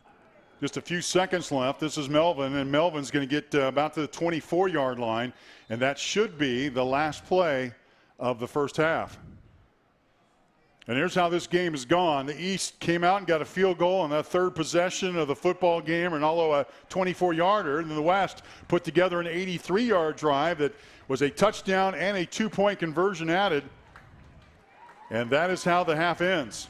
So mark on your scoreboard, West 8, East 3, and as the players leave the field, as you can see them now, they're getting a big applause from the fans here. Certainly are appreciative of the effort. This has been a heck of a football game so far as it gets a little bit cooler. That sun going down is very, very welcome here as you are watching the 47th annual Kansas Shrine Bowl for Hummer Sports Park in Topeka. We're headed toward halftime, and if you're familiar with the Kansas Shrine Bowl, then you certainly realize that typically the halftime is one, we get to meet the cheerleaders. We get to see the band take the field. Well, all those things didn't necessarily happen. They thought there was too much risk to bring those kind of numbers in. And typically this game involves up to 400 or 500 kids by the time you throw the band, the cheerleaders, and it just wasn't able to happen. Well, you talk about one aspect of it. The other is the health department said there's a limit to how many people can be in here. You and I count against the count. It's not like just the fans in the stands. Every player, every announcer, every media person counts, and there is a limit of how many people can be in the building. So if they added on the band, the cheerleaders, then there wouldn't be as many parents and those type of fans be able to watch the football game. A tough choice. Loved watching the band, the cheerleaders, all the things that are going on around the game. But that said, there's not a reason to look at what we don't have. What we do have tonight is good football, really great crowd, and an amazing evening. Live sports in America, and it's happening in Kansas with the Shrine Bowl, a high school all-star football game. All right, we're going to pitch it to public address announcer is Jimmy Brew. We heard the virtual national anthem in the first half. Well, we got another treat in store. Jimmy Brew, take it away. Band instructor at Valley Falls High School. With the support of Kansas Masons and the Kansas Masonic Foundation, the show will go on. Please enjoy the sounds of the 2020 Kansas Masonic All-State Virtual Band.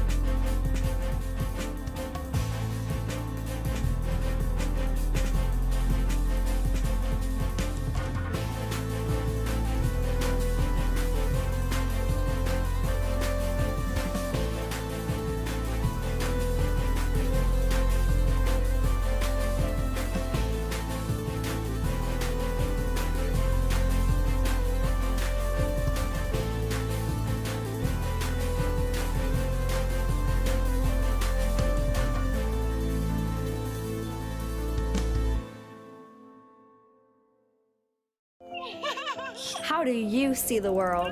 Ha!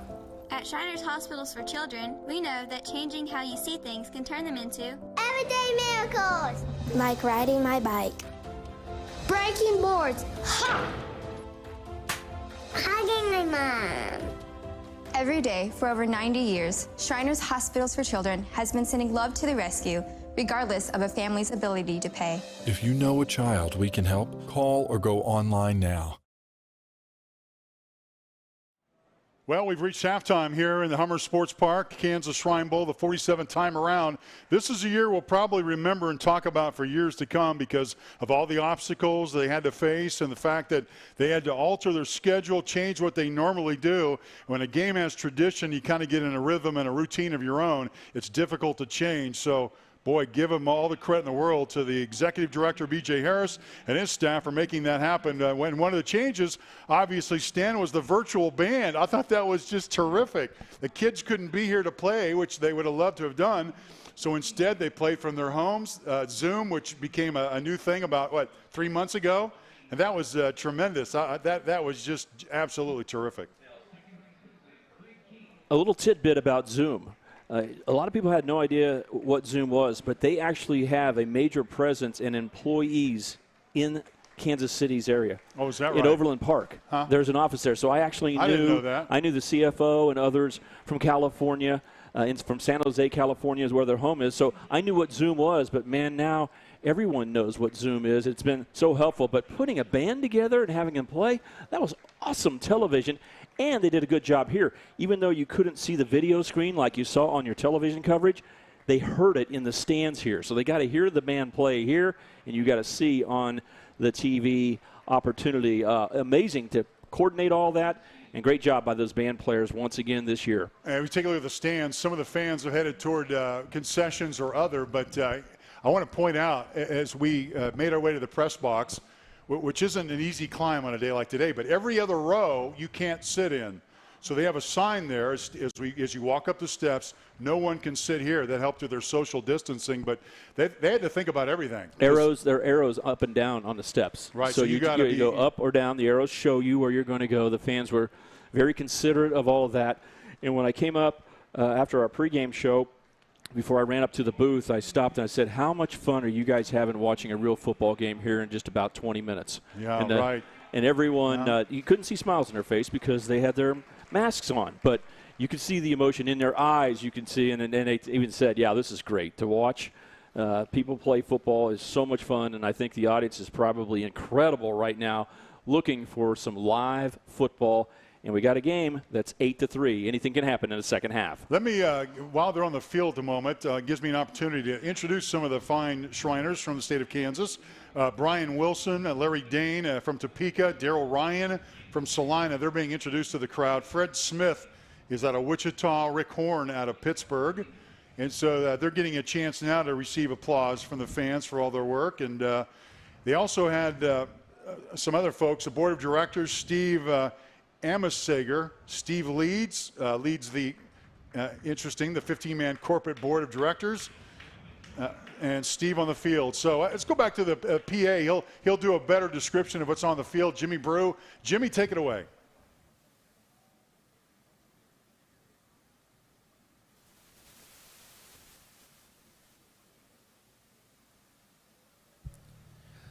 Our corporate sponsors go beyond merely advertising during our event.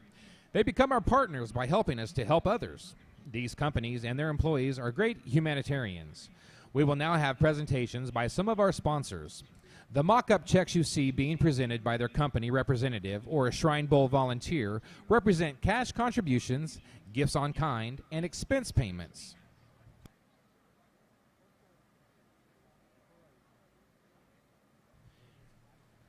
With the first corporate sponsor, DFM Communications, with a check for $1,000. Farmers Insurance, Jared White, $1,000.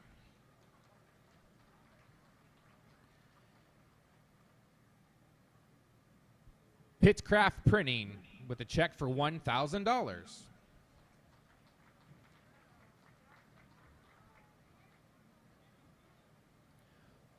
Farm Bureau Financial, $1,700.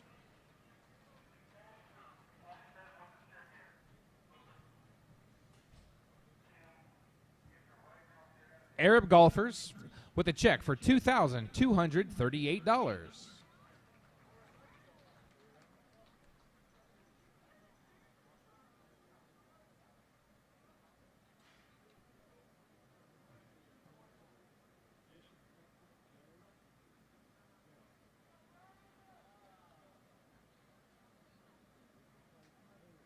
And our next corporate sponsor, Sports in Kansas, from the helmet raffle.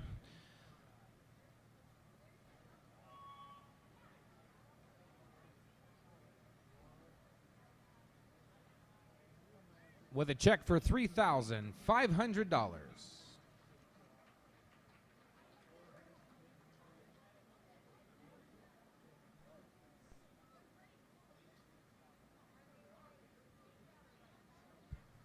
Stormontville has generously donated $3,000.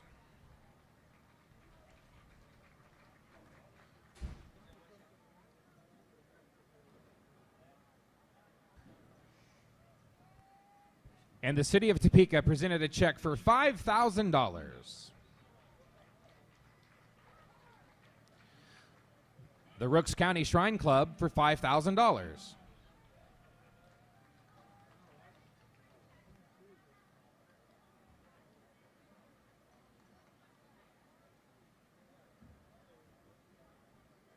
Champion Sports, $5,000.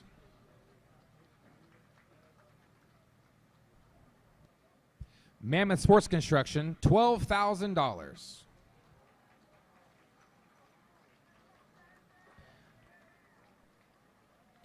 And presenting the check for Mammoth Sports Construction,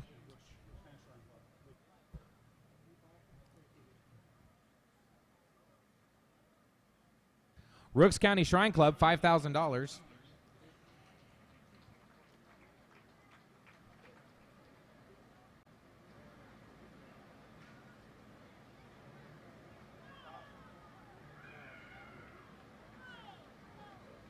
And donating the check from Mammoth Sports Construction, Kansas State University legend Michael Bishop with a $12,000 check.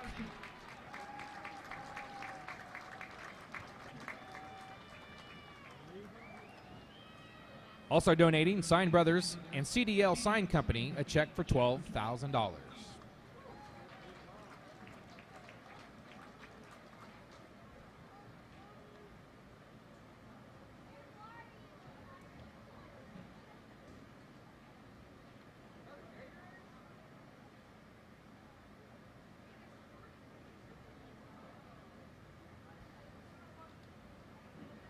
The Kansas Masonic Foundation donating $15,000.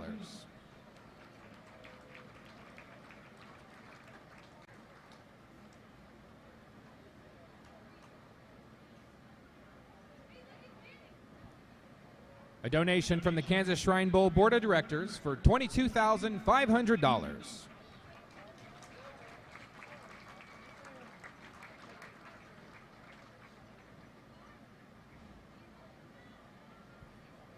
And lastly, a generous donation by the Midian Touchdowners for $23,000. Thank you for all of those that have supported and donated to the Kansas Shriners Hospitals. Not only for the game, it's for the kids.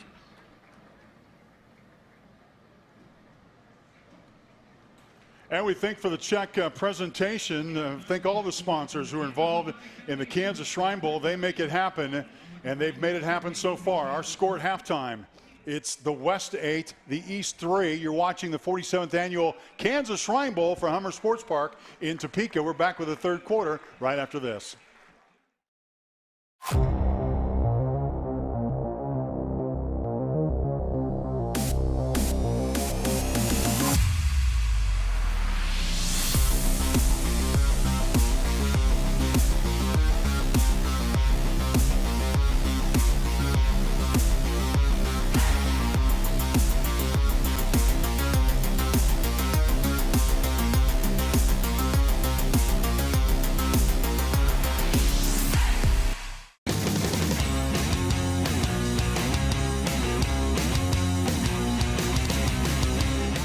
At Emporia State University, you can be yourself.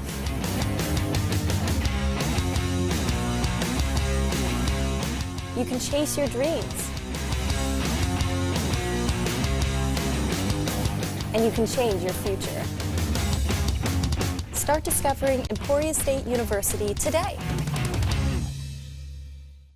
Sports are full of empowering moments. The game-winning field goal, an athlete overcoming an injury. At Cotton O'Neill Orthopedics and Sports Medicine, we live for those empowering moments. Our team is well equipped to care for all sports-related injuries. Our experts tailor-make treatment plans to fit you. Because when it comes to winning, there's no one-size-fits-all approach. Discover the many ways Cotton O'Neill Orthopedics and Sports Medicine can empower your victories. So, what is love? Love is being independent. Love is dancing. At Shriners Hospital for Children, love is a new smile. At Shriners Hospitals for Children, love is caring for a child regardless of the family's ability to pay. Learn how you can send your love to the rescue at lovetotherescue.org.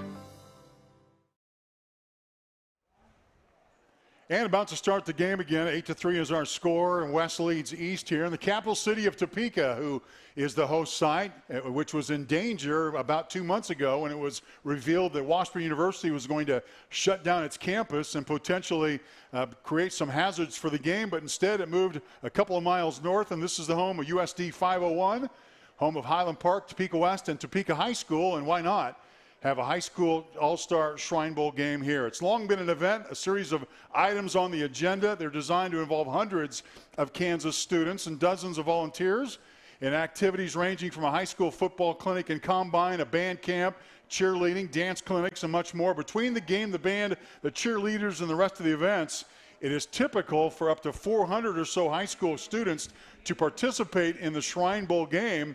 And so those folks, along with, gosh, think about that senior class, which missed its graduation, certainly missed out on an opportunity. But I'm thrilled for these kids, Stan, that they're getting an opportunity here, because a lot of them didn't get to play the end of their basketball season, didn't get to play their baseball season, but they've gotten a season. They've gotten a season to talk about here.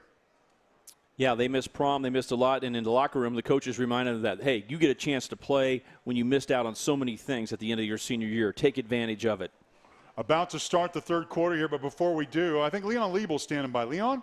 I'm here with Chet Copeland, who Chet was just down on the field handing out money, man. And the reason you went all over the state and got a bunch of helmets and got them autographed.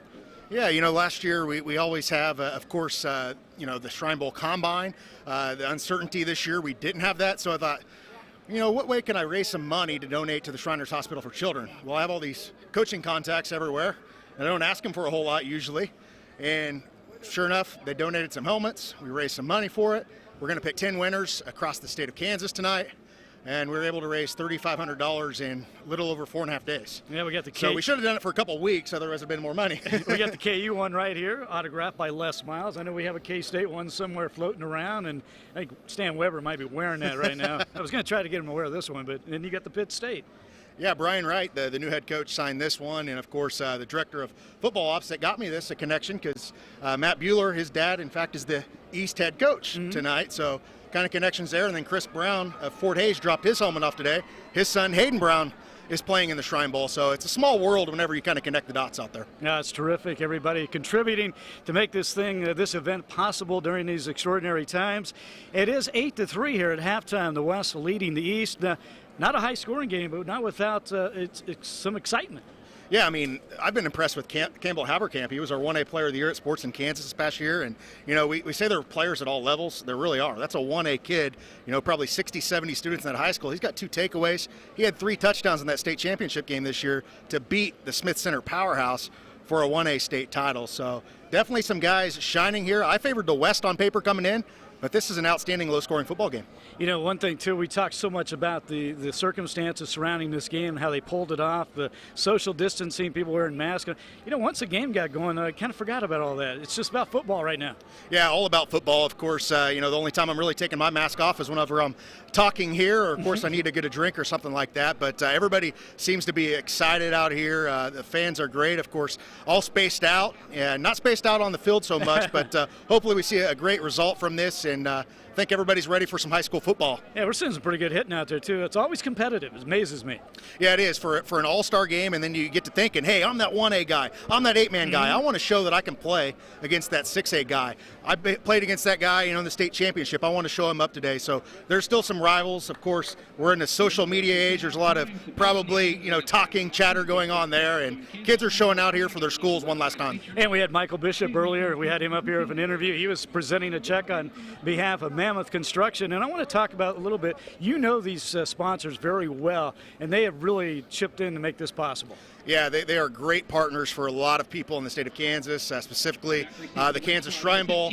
Mammoth is my title sponsor at Sports in Kansas, putting in a lot of fields all over the state, and they've brought on these ambassadors, people that people recognize across the state of Kansas, whether that's Michael Bishop, whether that's Jake Sharp and the combines and the stuff that he does to train kids. So it's awesome to see everything that they've done, as well as Sign Brothers and Stacy Butcher. They've been a great partner of ours, as well as donating all the uniforms that you see out there. They do all that, and really cool to see everybody come together for this great cause, for the money going to the children. All right, it's terrific. Chet, thank you so much. We'll be talking a little bit later as this game continues into the second half. It is halftime here at Hummer Park in the capital city of Topeka. West leading the East 8-3 here at the Kansas Shrine Bowl. Back to Mark Ewing and Stan Weber. Thank you, Leon and Chet. Interesting that you picked a selective helmet to hold up. I've got a Fort Hays State helmet in the press box. I haven't seen the K-State helmet, though. Stan, did you take that one, or where did that end up at? Well, they mentioned I might have it on, and I wish I did, but I have not seen it yet. But I'm hoping to see them out on the field in September playing football. I'm hoping this is a great beacon of hope for everybody else, that you can play football games. Now, what we're going to see in the second half, we're going to see if offense can play, because the defenses have dominated this first half of the Kansas Shrine Bowl 2020. Second half begins. They turn on the lights here at Hummer Sports Park. The football, still a little bit of wind. In fact, the football just was knocked off the tee by the wind. And the East will have the wind at their back this quarter. Yeah, and so the West won the toss, deferred their choice to the second half. They'll have the football and a 5-point lead, 8-3. We thought we'd see some offensive fireworks from both teams, but so far defense has ruled today, and that this kickoff is going to be across in-line, touchback. And the West will take over, first down and 10 from their own 20-yard line. What did you see in the first half that we haven't talked about yet, Stan? Well, I just think it was about the defense. It was either defense down after down or solid plays. For instance, the West is 1 of 3 on fourth downs. So the East has made those plays at those critical points. The East on offense is 0 of 6 on third down. So the West defense making plays. And then just overall, the West has 114 total yards, less than 4 yards per play.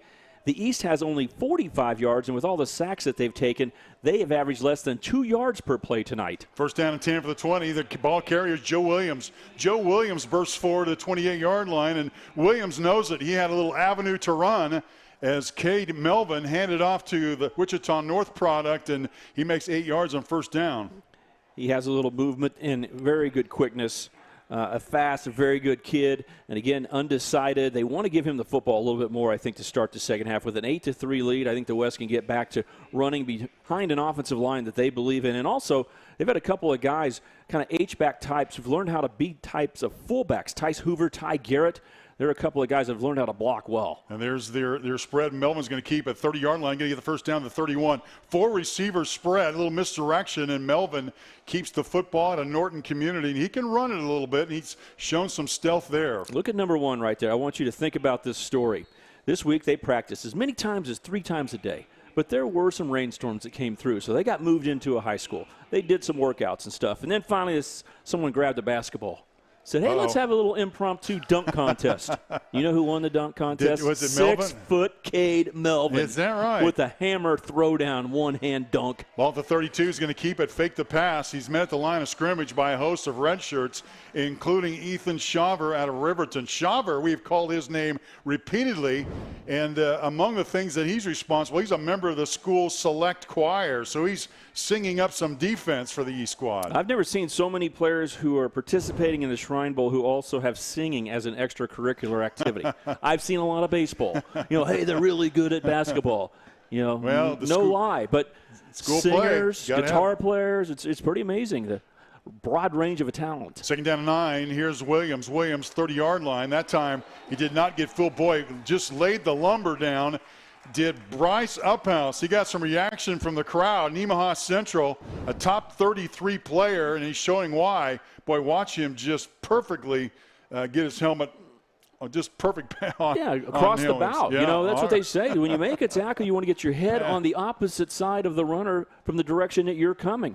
You don't hit helmet to helmet. You hit shoulder, but you get your head across, and it becomes a big contact and drove him out of bounds.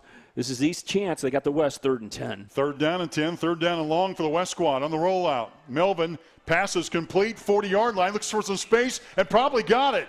What a nice move on the end of that catch from Tamaris Adams.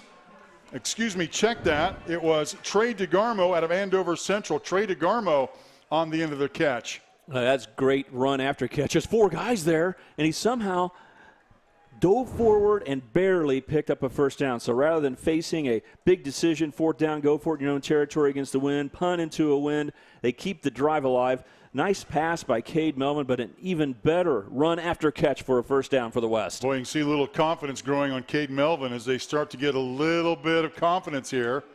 And this is Williams again. Williams crosses the 45 up to the 47-yard line as he continues to get some carries for the West squad.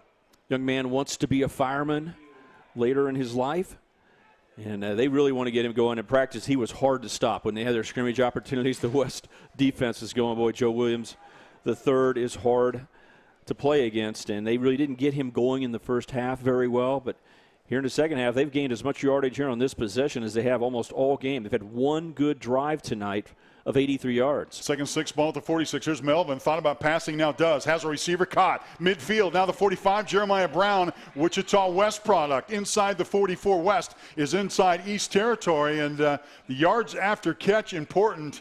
And the West squad has managed to get first downs after the catch is made. Getting the ball in the hands of the City League players from Wichita, Kansas. We talked about Joe Williams from Wichita North, and there Brown from Wichita West making a catch, and the West has moved the ball over the midfield line. And remember, the big drive they had earlier for the touchdown was against the wind. So it's awesome if you can drive against the wind and burn up the quarter where you're facing the wind. This time, 25-30 on the loose, 20, 15, 10, 5. This is Trevion Mitchell from Mays South, touchdown West squad, and the West extends its lead on the East to 14-3. Dalton Miller busts up the middle and takes it to the house. Big time blocking up front. And those aren't human cutouts. Those are real people in the stands. Worthy to point out. Here you see the motion. He stepped to the right, but he bounced back to the left and ran right up the hash mark and bursted in. One of 3 running backs working tonight for the West. Dalton Miller from Great Penn takes it home. Yeah, Dalton Miller comes off the bench to get the carry. All-purpose yards in high school, 4,680. That's all-purpose yards, 46 touchdowns. And here's a 2-point conversion try coming. Got a receiver, he's open. Catch is made, being knocked out of bounds. Knocked out of bounds by Hunter Moon. Very alert defensive play, and it'll stay at 14-3. We take a break here. West moves down the field 80 yards. They score their 2nd touchdown of the game. West leads East 14-3. We're back to Topeka in just a moment.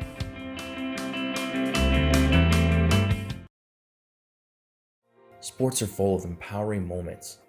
The game-winning field goal, an athlete overcoming an injury. At Cotton O'Neill Orthopedics and Sports Medicine, we live for those empowering moments. Our team is well equipped to care for all sports-related injuries. Our experts tailor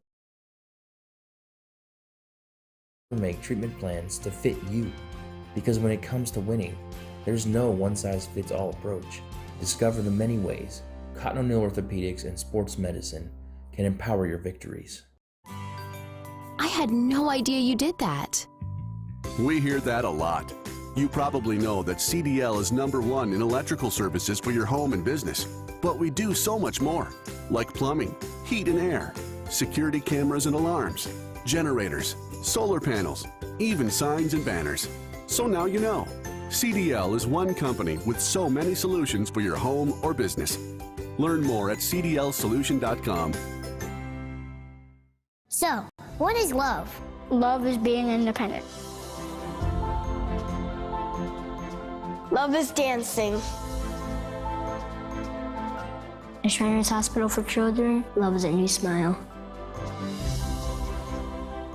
At Shriners Hospitals for Children, love is caring for a child regardless of the family's ability to pay. Learn how you can send your love to the rescue at lovetotherescue.org. Get back in the game with the Kansas Shrine Bowl Alumni Association. We hope the Kansas Shrine Bowl had an impact on your life. Now help us continue to impact the lives of kids at Shriners Hospitals for Children. Get reconnected with the Kansas Shrine Bowl at kansasshrinebowl.com/alumni. This year we'll have special offers and events just for our alumni. Former coaches, players, and staff members, go to kansasshrinebowl.com/alumni and complete the form.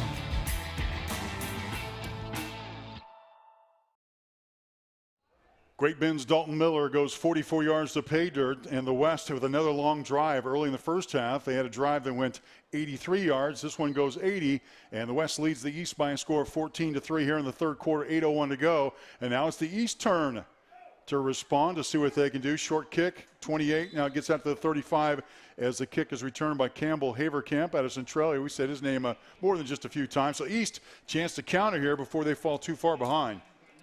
But first of all, if you go back to that West drive, 8 plays, 80 yards, a big burst up the middle for 44 yards. Dalton Miller getting a touchdown. But what was the big play? It was 3rd and 10 back in their own territory when Cade Melvin made the pass to Riley Petts, and he dove forward for that first down. They might have had the punt right there. Instead, they kept the drive alive and ended up with their second touchdown drive of the night. East certainly now down double digits here, beckons to the missed field goal opportunity, a chance to score a touchdown. It's the quarterback is Chase Torkelson, who alertly just throws it out of bounds. No receivers downfield. Broken play from the East squad, and there to help break it up was one of the key performers defensively. Looks like Trey DeGarmo. DeGarmo's had a pretty nice game. He's out of Andover Central, and he's headed to Cali. He's going to play baseball. He's had a nice football outing tonight. Yeah, I want to talk about Trey DeGarmo because he was an award winner on something that I'm very involved with. I'm a board member of the Coach Bill Snyder Family Sunflower chapter of the National Football Foundation, and we give a Scholar Athlete of the Year to 11 players around the state. And Trey DeGarmo is one of the players that got it this year. Is that right? How about that? Well, congratulations to him. Meanwhile, the tight end, Drake McCall, passed to him, couldn't hold on to us. I mean, 3rd down and 10 for the East squad. This is an organization that's been in play a long, long time, and I've been a board member since my son, Landry Weber, was lucky enough to be awarded one of those Scholar Athlete Awards, and then I ended up getting on the committee, and Coach Bill Snyder agreed to put his family's name on there, so it's now the Coach Bill Snyder Family Sunflower chapter. Mark Semino is now joining our group as well. Nice group. With others, David Lawrence, the color analyst for Kansas football, is on there with us as well, and a bunch of people who are Lawrence have built this thing up. But it's really a neat honor. Coaches, you need to understand this. You need to nominate your players to play in the Shrine Bowl. You also need to nominate your players to be National Football Foundation Scholar Athletes, because it's only for seniors. It's football mostly, but it also includes academics to a big degree and then outside extracurricular activities. So it's really a great award. Boy, it really sounds like a super award. East comes up about 3 yards shy of a first down, 4th down, so the East will punt the ball away, down 14-3 here in the third quarter, with their punter standing back at the 30 and under some pressure. Haverkamp on the punt, and a return is coming from the West. Carter Morrow from Goddard. He's up to the 30, gets a block, 35, and then still on his feet, dances forward, gets to the 40-yard line. Nice return by the West squad, and they're going to be in great shape. We're going to take a break here. West leads East by a score of 14-3. You're watching the 47th annual Kansas Shrine Bowl from Topeka.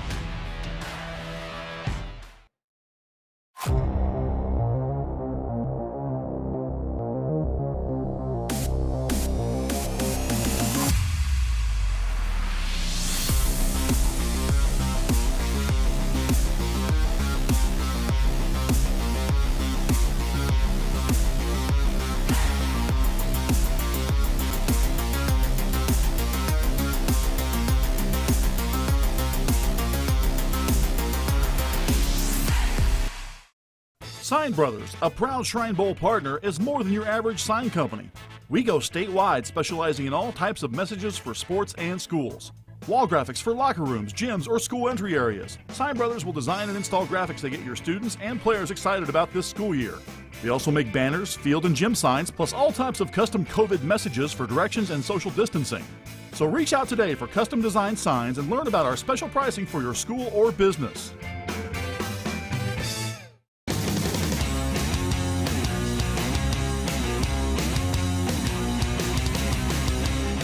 At Emporia State University, you can be yourself.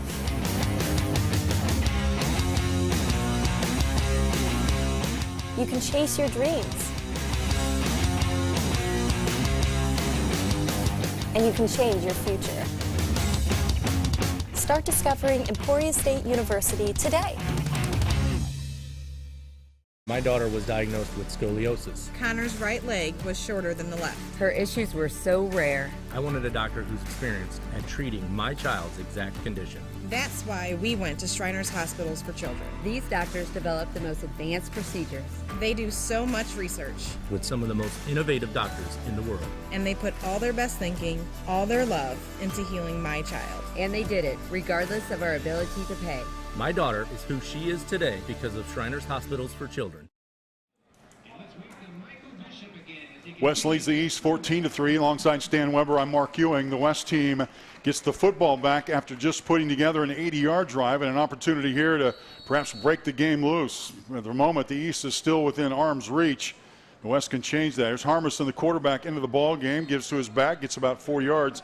Harmison, the quarterback out of Riley County, he had a really, really good first half. In fact, he drove that 83-yard drive. He was really responsible for at least completing 3 or 4 passes in a row. The West needed to run the ball. That was a strength of their team, but they needed to get some passing going to really break it open, and he did that on his first possession into the ball game when he drove his team 83 yards, and it was completing some passes right off the bat that got things going. To his right is back Hayden Brown, 5'10", 180. The receiver on the end around gets the ball, but he is tackled and tripped up by Quinnet Busing. Is that Busing playing? Let me check that number. That can't be right. Let me check it again. Colby Holting of Olpe got the play. Spent 4 years on the honor roll. Among the things that he's responsible, Eagle Creek Saddle Club member. That's unusual. From Olpe, Kansas. 3rd down and about 8, but that's a big play. East needs to get the football back, down 14-3, and now the West team with a long 3rd down conversion here, and the East with an opportunity. Back to drive, throws the ball, and nearly intercepted, incomplete. It was intended downfield and broken up by, guess who? Colby Holting again. 5'9", 162-pounder. He has been the player defensively on this series for the East squad. Yeah, he wants to get a welding degree at Flint Hills Technical College. And that time rolling to the left, which is not an easy throw. Garrett Harmison has made that throw well tonight. Fired the ball like a dart, and this time it went over his receiver and into a dangerous area. He's fortunate it did not get picked off by the East, but into the strong wind, will the West be able to get a good punt off? That'll be the question. With Carter Morrow, he was all-league in his conference from Goddard as a punter. Stands back at his own 28-yard line. Line of scrimmage is the 42. West went for it, 4th down and short. A couple of times came up short. This punt, end over end. Fair catch called for, and down to the 26-yard line. So the East comes back on the field. East has got to get something together here, has struggled trying to find some rhythm, and here's an opportunity for the East squad, the guys in the red shirts, to get something together. And you can see trying to get fired up there. Campbell Haverkamp among them, trying to cheer on his teammates to get something going here, down 14-3. And it looks like Chase Torkelson will be the quarterback again from Pacer Linwood. Can he get something going for this offense with the wind at their back? Now 2 scores down, even though the East was the first to score tonight. There's Torkelson, gives to his back. He does a nice job to shake loose from at least one tackler. And that is Caden Hofer. Is that Hofer from Goddard? Yes, it is. Oh, excuse me. Check that. Connor Hayes from Paola is the ball carrier. And the West has been doing a nice job of making a green wall and not allowing the East to bust through and get any green behind there, get any grass or turf. and some openings and really pressuring with their linebackers, getting up into the line of scrimmage. Torkelson, standout football, basketball, baseball player, and boy, an opportunity there. Evan Rinaldo got the football and finally got some space. It does get the East a first down, but he nearly took it to the house. See, there's a big wave of green players going toward the quarterback. They're blitzing a lot. They're vacating the middle. I just spoke about that, about how there's a second area there, right there in the middle of the field. See how many... Yeah. How much opening there is right there. That's where they need to get the football. They've tried to run, couldn't bust through that first wall.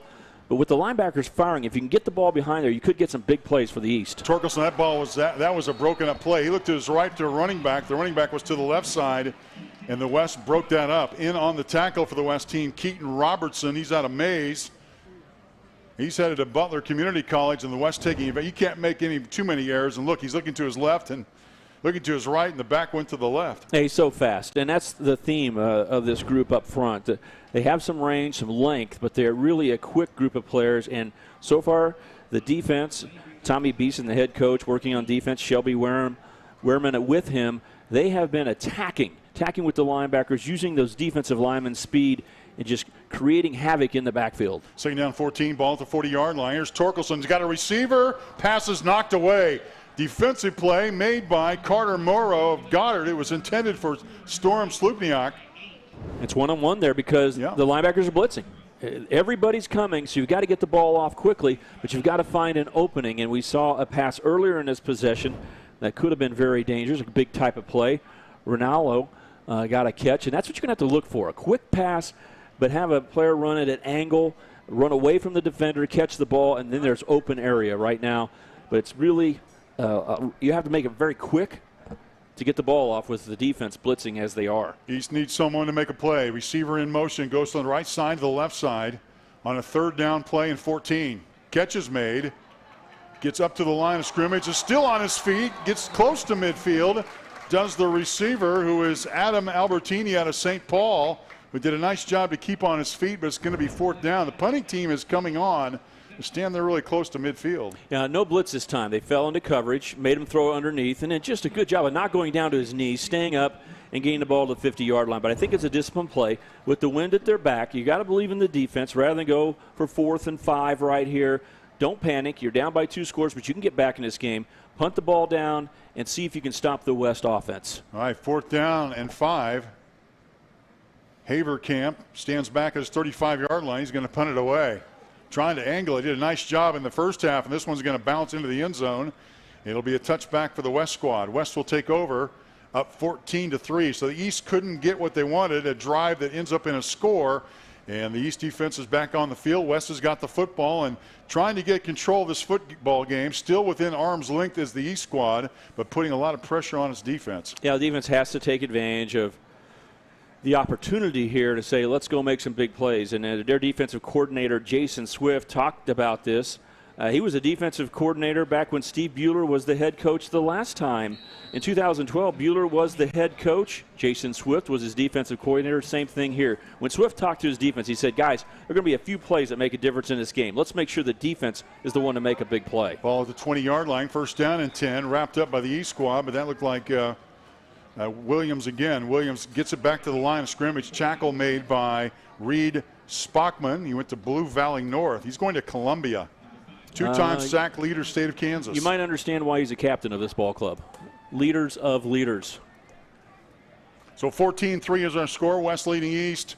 You know, by the way, our hero walked in, and it's not Michael Bishop. Yeah, it's B.J. Harris. B.J. Harris. What a great job. The head of the Shrine Bowl just doing a fantastic job from A to Z, so many things. Every time we have a Shrine Bowl, it's tough work for the Shriners to organize. But this year, off the charts. 2nd down, 10, 20-yard line. Quarterback takes it off the turf. Catch is made by Joe Williams again. And Williams gets some forward yardage. It'll be short of the 1st down, about 4 yards. 3rd down is going to come up. 3rd down and 3, ball at the 27-yard line. Interesting stand from a tactic standpoint that the West isn't running the football. They're content to see if they can get maybe they don't feel like they have a safe lead yet, but the West definitely has some backs. It's a big play here, though. And in the ball game is Jackson Kavanaugh. He's going to Washburn, but his dad, Brian Kavanaugh, I remember was him. a quarterback in 1996, was a starter for a team that went to the Cotton Bowl. Yeah, he was a good one. And I can't believe his son is that age. Moving forward, he's going to get stopped by a host of red shirts, and among them, in on the stop, is Ethan Shaver again. Shaver has had one heck of a game. He was helped along Andrew Schmidtline out of Topeka Hayden, but he looked downfield, good coverage from the East squad, defensive backs, cornerbacks. And a big play by the East there. That's what they needed to force a punt into the wind, see if they can get some field position here. And 4th down and 4, what the East really needs is a miscue or a big special teams play. That puts the pressure on punter Carter Morrow. Carter Morrow has done a great job so far. Played for West head coach Tommy Beeson at Goddard. And he's a first-team punter, and that's why. Look at that. Sails that off, and going to take a bit of an East bounce. Going to be midfield. Well, it's not a really short field, but the East gets it in pretty good shape. 51 yards away from the end zone, down 14-3 here, minute 31 to go, third quarter. Remember, they were there just a little bit ago, but it's 4th and 5. You're much better off having this sequence and now being 1st and 10. And that's exactly what you want to do. You punt with the wind. They're punting into the wind. As long as your defense does the work, just be patient. We'll be back here again. And sure enough, they start the drive, East does, where they left off on the last possession. First down and 10, 49-yard line. First half, East squad had 3 drives that began in West territory. Missed out on some opportunities to put some touchdowns on the board. Came away with 1 field goal miss. And as a result, trail 14-3 here, the closing minute and a half here of the third quarter. Still probing up the middle, trying to see if they can get something. Because if they can just bust through and get 5 yards, then there's open territory after that. But, boy, the West defense up the middle has done a great job of not allowing that to happen. Saw Joel Montgomery out of Smith Center make the play here. I want to mention, because it's kind of a theme tonight, he was a state vocal qualifier. We have to make sure we get all the singers, all the guys that were the stars of their school play. Mentioned. We've almost done that tonight. They've all made big plays in the football game. I'm telling you, it's amazing how well they sing and act in addition to play football. Almost thought about pitching the football. Instead, East quarterback Quinn Busing gets about 5 yards. It looks like he's getting a little bit more comfortable. I think if there were a 5th quarter, he would be really, really comfortable, and he seems like he's getting a little bit more confidence. Now, maybe there'll be enough time with the 4th quarter. They just need to get down, get a score, and they can put themselves right back in the game. But a guy coming over and getting involved, you saw big number 42, Trey DeGarmo, get in there and make a tackle. Those linebackers for the West have played well tonight. Nolan Strite also in on the play. Ball at the 46-yard line, plenty of time. Going to lob this pass, has a receiver, catch is made, 15, 10-yard line. Puts a stiff arm out down to the 7-yard line, and that for the East is the biggest play of the game offensively, as Gabe Garber out of Sabetha makes the play. Good throw. You got to get the ball off quick with the West firing the linebackers, but guess what? This time they don't. They play it back in coverage, and they still throw it over the linebackers, find the ball into the middle. Gabe Garber making the catch, taking it down to the 7, and there are some big play opportunities for the East. If they can get past that linebacker area, they do it here and get the ball down to the 7-yard line. What a big play. And West calling timeout here. Ball first down and 10 for the East squad at the 7-yard line. All of a sudden, this East squad, which were back on their heels for a bit, all of a sudden has new life. They got to take the opportunity here and push it in the end zone. First half, they had a couple of opportunities and couldn't punch it home. So that very much the theme of what the East coaching staff is talking about. That staff, by the way, includes Jason Swift of Shawnee Heights, Brian King of DeSoto, Mike Dumpert of Paola, Perry the Compton's Mike Paramore, Riverton's Johnny Mallett, Larry Glatzik of Centralia. Talk about all-star players. That's an all-star coaching staff. There's a lot of stories that group could tell, and right now they're trying to get their East squad back in it. Well, the fun that these coaches have, I mean, it's a coaching clinic. They not only love coaching the All-Stars, doing the things for the Shrine Bowl that they can. It's an honor to be thought of as a coach with the quality to be at the Shrine Bowl. But once they get there and there's a little free time for the coaches, guess what? They're drawing on everything. They're drawing plays, aren't they? On everything. Yeah. I mean, they may be on their computers nowadays instead of napkins. I mean, they're going, hey, what do you think about this? If I cross-block this and undo this. and they really like saying this, hey, I saw that play that worked. Now, what's your philosophy on that? And the coach has to take a deep breath, like, do I really want to give away my philosophy? Yeah, You know coaches, they can't help it. They want to. The thing about even Vince Lombardi said, there's a seal here and a seal here, and so they immediately start telling them, like, here's why I do it. The thing about high school football, just in my, high school football is kind of a regular thing that you cover throughout the decades for me, certainly personally. But the two things that have really happened for high school football in the state of Kansas: turf. Number one, almost all it used to be really expensive. Well, now almost all the high schools have it. And two, 7-on-7 football. Everybody can pass the football now. It used to be that teams that won state championships could only rush the football, and they knew that when it was cold and it was 20 degrees out, and that first Saturday after Thanksgiving they had to dig in. Well, now we see spread off. Look at tonight, spread offenses, single backs in motion, lots of trick plays. It's made high school football a lot of fun. That's the base offense in football now for high schools. Past the 10-yard line, trying to find some room, is number 11, Adam Albertini. He's tough to bring down. He's 5'9", 170. I'll guess he's probably less than 5'9", but that's what the program says. He is tough to get a helmet on. Well, he knows what the Shrine Bowl is all about, because he remembers sitting in the stands watching his brother Anthony play in the Shrine Bowl. So honored to be out here, and he gets the ball down to the 5 as we get ready to end the third quarter. Third quarter comes to a conclusion. East is on the move. Can they punch into the end zone? West leads East 14-3. You're watching the 47th annual Kansas Shrine Bowl from Hummer Sports Park in Topeka. I had no idea you did that. That's what I said when I learned CDL does more than just electrical work. Like plumbing, heat and air, security cameras and alarms, generators, solar panels, even signs for my business. CDL really is one company that has a solution for about everything in my home and business. Learn more at cdlsolution.com. Sports are full of empowering moments. The game-winning field goal, an athlete overcoming an injury. At Cotton O'Neill Orthopedics and Sports Medicine, we live for those empowering moments. Our team is well equipped to care for all sports-related injuries. Our experts tailor-make treatment plans to fit you, because when it comes to winning, there's no one-size-fits-all approach. Discover the many ways Cotton O'Neill Orthopedics and Sports Medicine can empower your victories. How do you see the world? At Shriners Hospitals for Children, we know that changing how you see things can turn them into Everyday miracles! Like riding my bike. Breaking boards. Hugging my mom.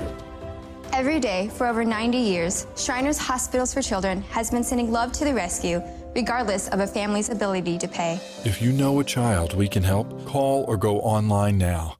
Get back in the game with the Kansas Shrine Bowl Alumni Association.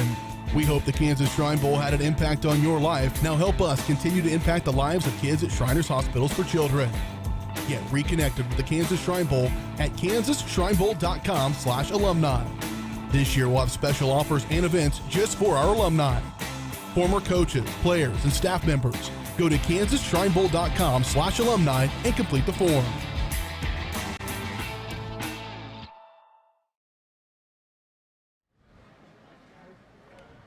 Along with Chet Kupple and Leon Liebel on the sideline, Stan Weber is in the booth. I'm Mark Ewing. Welcome to the fourth quarter. 14-3 is our score.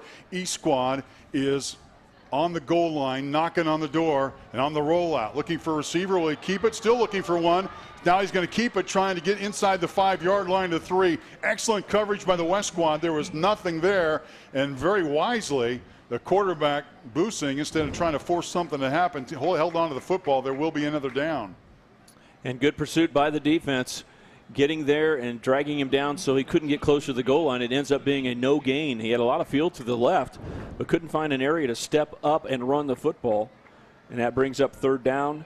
They could kick a field goal if they missed third down to make it 14-6. Yeah. But more than likely, they're probably thinking touchdown, because remember, they missed a 22-yard field goal earlier. Busing now, empty house backfield. His back goes to the slot on the right side. And now is in motion, trying to load up that left side, keeps it Busing. 5-yard line, 3-yard line, down to the 1. Didn't get in the end zone, but very close. The 1-yard line, that's going to bring up a fourth down play. I was wondering what sort of wrinkle the East squad would run there. They've been in this position before and have had difficulty finding the end zone. He's a guy that they like to run the football, and they did it behind a trapping block. and got down to the 1, and you could see something like that happen again. It's not the old quarterback sneak with the hands underneath the buns of the center like the old days. So You're going to snap the ball back. No one practices that anymore until they're an NFL player. Boosting Havlin to the end zone, trying to get in at the 1 yard line. East signaling touchdown. The East is in.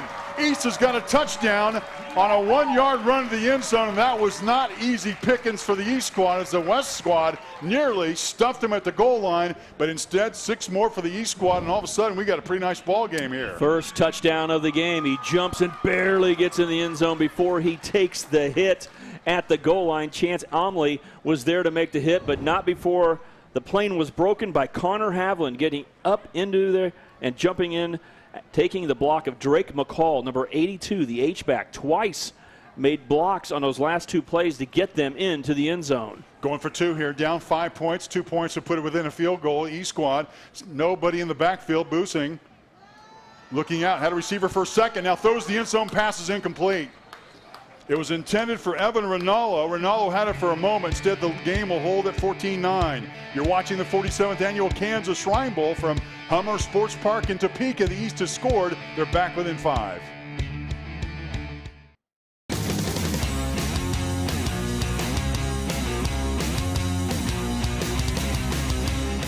At Emporia State University, you can be yourself.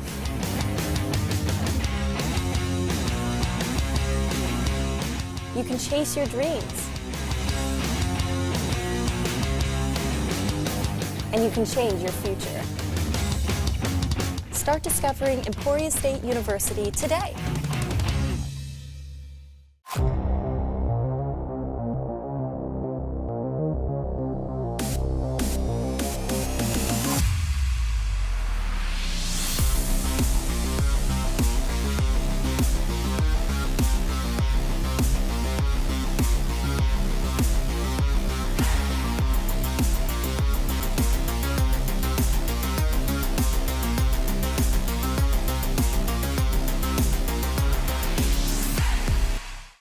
Sports are full of empowering moments. The game-winning field goal, an athlete overcoming an injury. At Cotton O'Neill Orthopedics and Sports Medicine, we live for those empowering moments. Our team is well equipped to care for all sports-related injuries. Our experts tailor-make treatment plans to fit you, because when it comes to winning, there's no one-size-fits-all approach. Discover the many ways Cotton O'Neill Orthopedics and Sports Medicine can empower your victories. So, what is love? Love is being independent. Love is dancing. At Shriners Hospital for Children, love is a new smile. At Shriners Hospitals for Children, love is caring for a child regardless of the family's ability to pay. Learn how you can send your love to the rescue at lovetotherescue.org.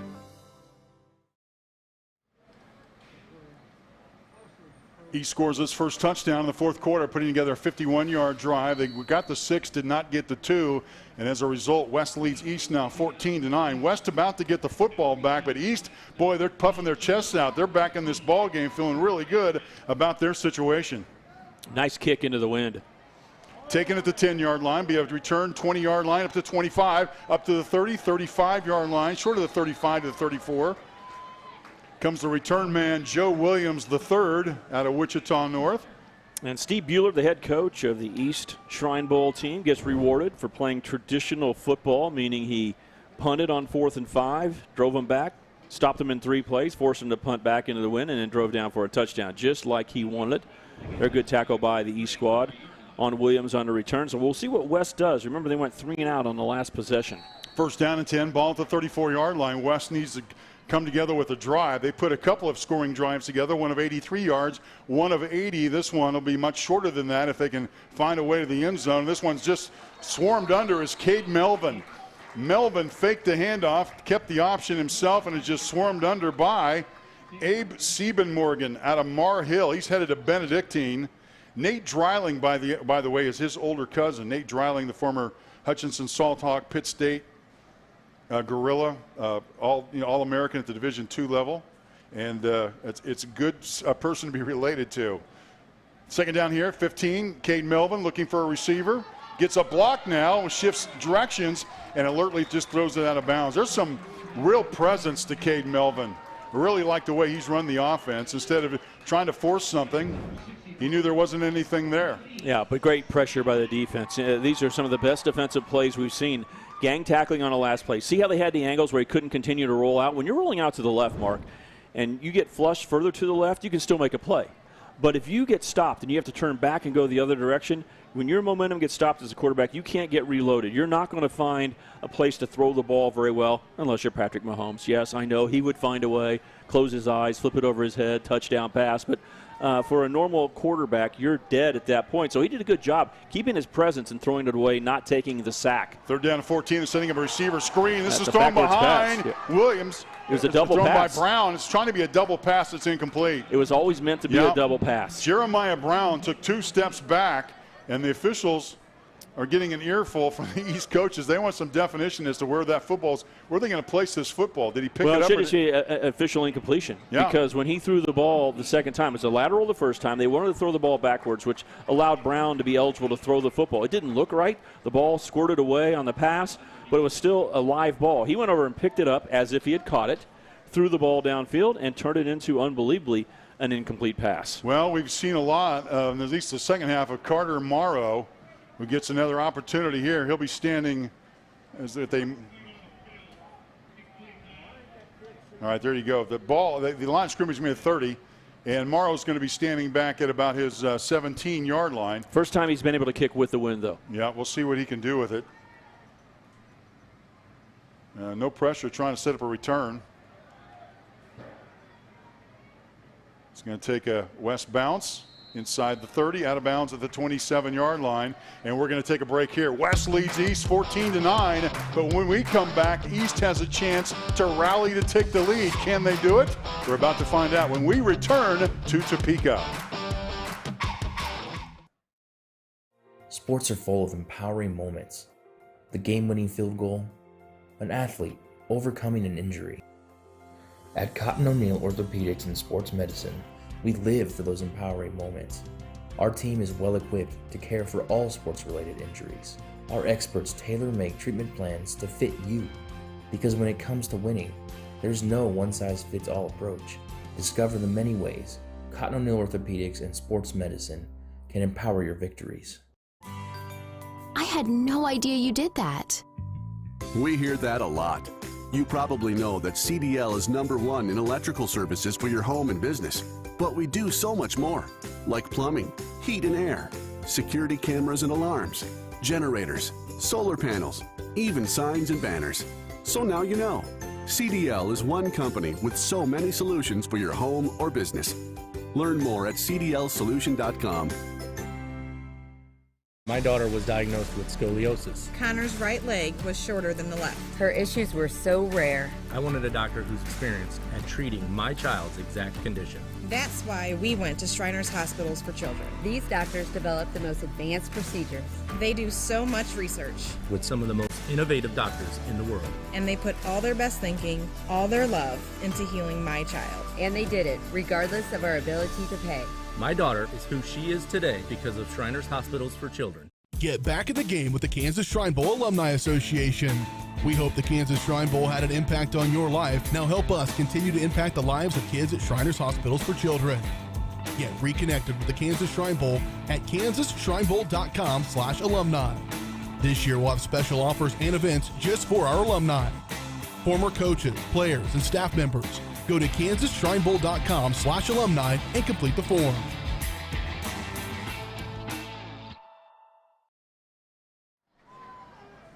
Well, as much as they like raising money for the kids, it's more than a game, and it's all about the kids. I like a little drama. 14-9 ball game. West leads East. East has the football, first down and 10. The drive will begin at their own 27-yard line. Slot back goes in motion with a single back. And look at this. Talk about a wrinkle. A half pass coming, and it goes to the quarterback, first down. Describe that one, Stan. What page was that on? Page 11, Part C, I think. They had plans to not only run offensive plays and everyone learn it, to run trick plays. A hand off and then sneak the quarterback out the left side and hope no one sees him. The problem was the defenders were so quickly on the passer that he had to show, hey, I'm looking for him, and he still delivered it. They were trying to get the West to run over to the right side from an offensive point of view and have him over there by himself. It actually was a well-executed play to gain the yardage that they did. Boosing really took a little bit of a lick on that. 6'1", about 190. Pass is caught. Receiver up to midfield, and East is in West territory. Catch made by Tabor Vetter of Wamego, and here comes the East squad.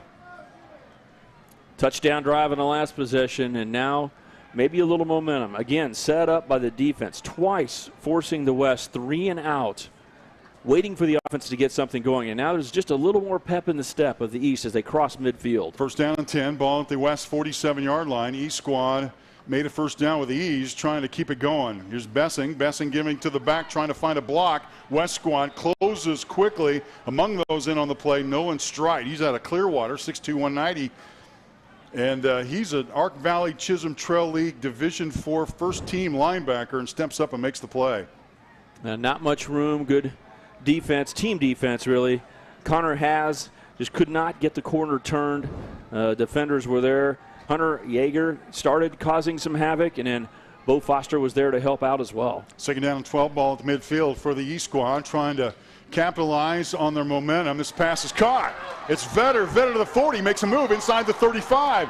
Now still on his feet, 30, 25, 20, angling toward the end zone. He's knocked out of bounds. Knocked out of bounds by Phoenix Smith. There's a flag on the end of that, and Tabor Vetter with the pass, the catch, and a couple of moves, and the East team is in business. Well, we said that you might want to throw the ball on a slant pattern, get away from the defenders because the area is going to be open over the middle. That's where there's some green. You can run, and you see the run after catch. A missed tackle right there. Couldn't get his feet together. Scotty Easter was not able to make the tackle, and then running down the left sideline. Good run after catch. Tabor Vetter. Personal foul. Laid out of bounds on the West squad. Number 27, half the distance to the goal. First down. Ball's marked to the 7-yard line for the East squad, first and goal. And boy, talk about a quick answer here. They're right knocking on the door. That play's worked a couple of times on the left side with the receiver running a slant away from the man-to-man defender. Remember Ronaldo getting one earlier when they're in the third quarter, and this time Vetter in the fourth quarter. Boosing gives to the receiver, the slot back, moving around, no room to roam. Adam Albertini got the football, and he was tracked. And on it was Carter Morrow alongside the West squad teammate Tyler Dorsey out of Derby, who made the play there.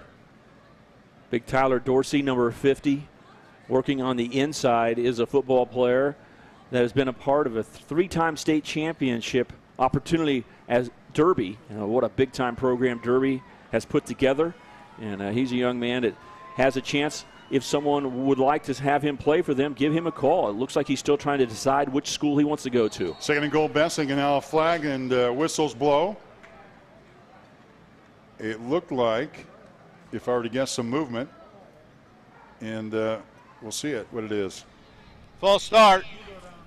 Offense. Number 11. 5-yard penalty. Second down. Boy, that hurts. That hurts, Stan. It's been a theme that started early in the game, kind of got quieted, and then now picks up here. The wide receivers moving early, taking off before the snap. And every yard down here in the red zone is very important, Mark, because remember, they did not make the 2-point conversion. They're not within 3 to tie. They have to have a touchdown to go into the lead. Bessing, the pride of Axtell, the first 8-man quarterback that we are aware of that has started a Shrine Bowl game. And Bessing back at 20-yard line and trying to find some room, and he's going to be brought down hard. East squad is going backwards, and the West has had a lot to say about it. Nolan Strite out of Clearwater. He's going to play, or at least go to football at K-State. He makes the play. Number 40 is the smartest guy around. What an unbelievable guy. Okay, he plays the piano. 4 straight years he won the talent show at the high school, right? Because he's a piano player. But, oh, by the way, he had a 33 ACT. Wow. He's a super smart kid. He was telling everybody what they needed to do. The coaches were just amazed. Like, this guy knows so much about everything. They just kind of sometimes said, what do we need to know? Third down and goal, ball at the 19-yard line. Screen is set up. Here's Vetter. Vetter still on his feet, knocked down, and a loss of 3 more yards. East squad now back at the 22, making the play. Travion Mitchell out of Mays South, who will play his college football at Fort Hays State, makes the play. A young man who is right on there. We talk about those cornerbacks needing to be tacklers in modern football, and Travion Mitchell gets it done right there. Another guy who's old school. You know, his sports idol is, you'd think he's a broadcaster right now. Right. Deion Sanders. You and I remember when he was a football player. Yeah, or sure. how about the major leagues when he was in the World Series with the Atlanta Braves? Yeah, but now he's just famous on the NFL Network for being a broadcaster. So I'm not sure if his sports idol for Travion Mitchell is because of his broadcasting or because of his old school play. They're going for it, 4th down and goal. Angling toward the end zone, and he is there. Touchdown East! East has scored the touchdown and has taken the lead with 5.5 to go. Catch made by C.J. Horton.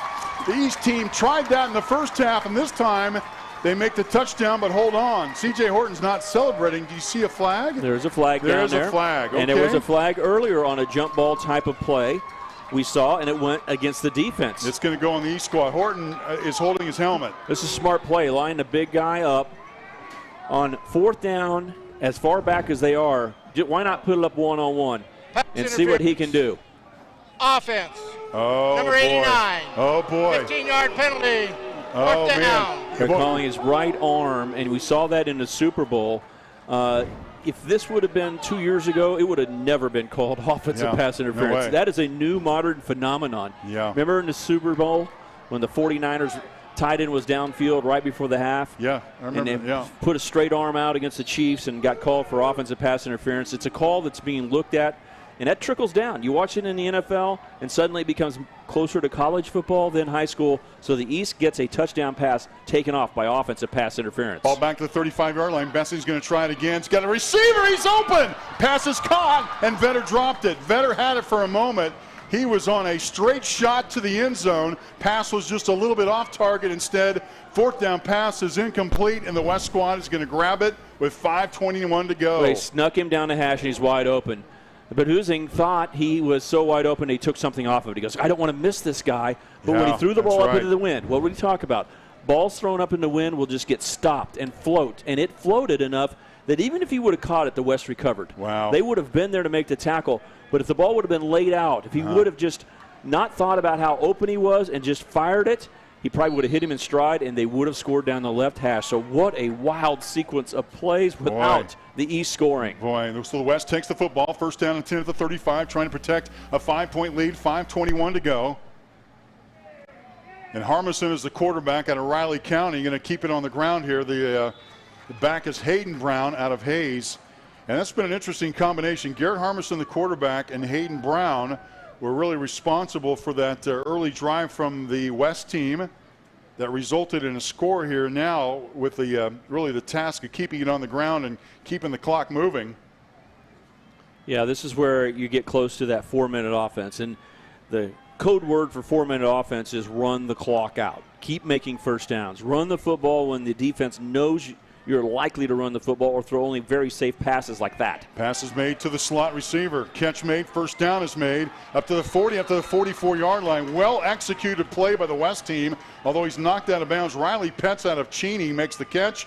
The deepest playoff run was what Petz did for his Cheney High School team, state semis back in 2019, making plays like this one. That is like a running play, except for there's a danger. If you drop it, you stop the clock.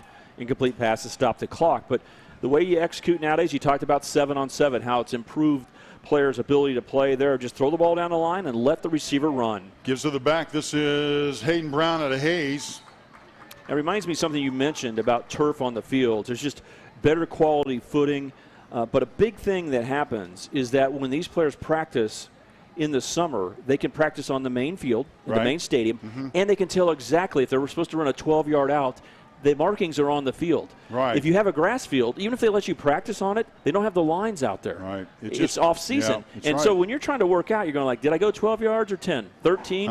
I'm telling you, having a turf field not only is great to stay away from muddy fields and stuff like that, it's great for the practice time. Boy, no kidding. Here's Harmison, gives to the back once again, Hayden Brown, inside 4 minutes to go on a 2nd down and 9, a pickup of a couple of yards.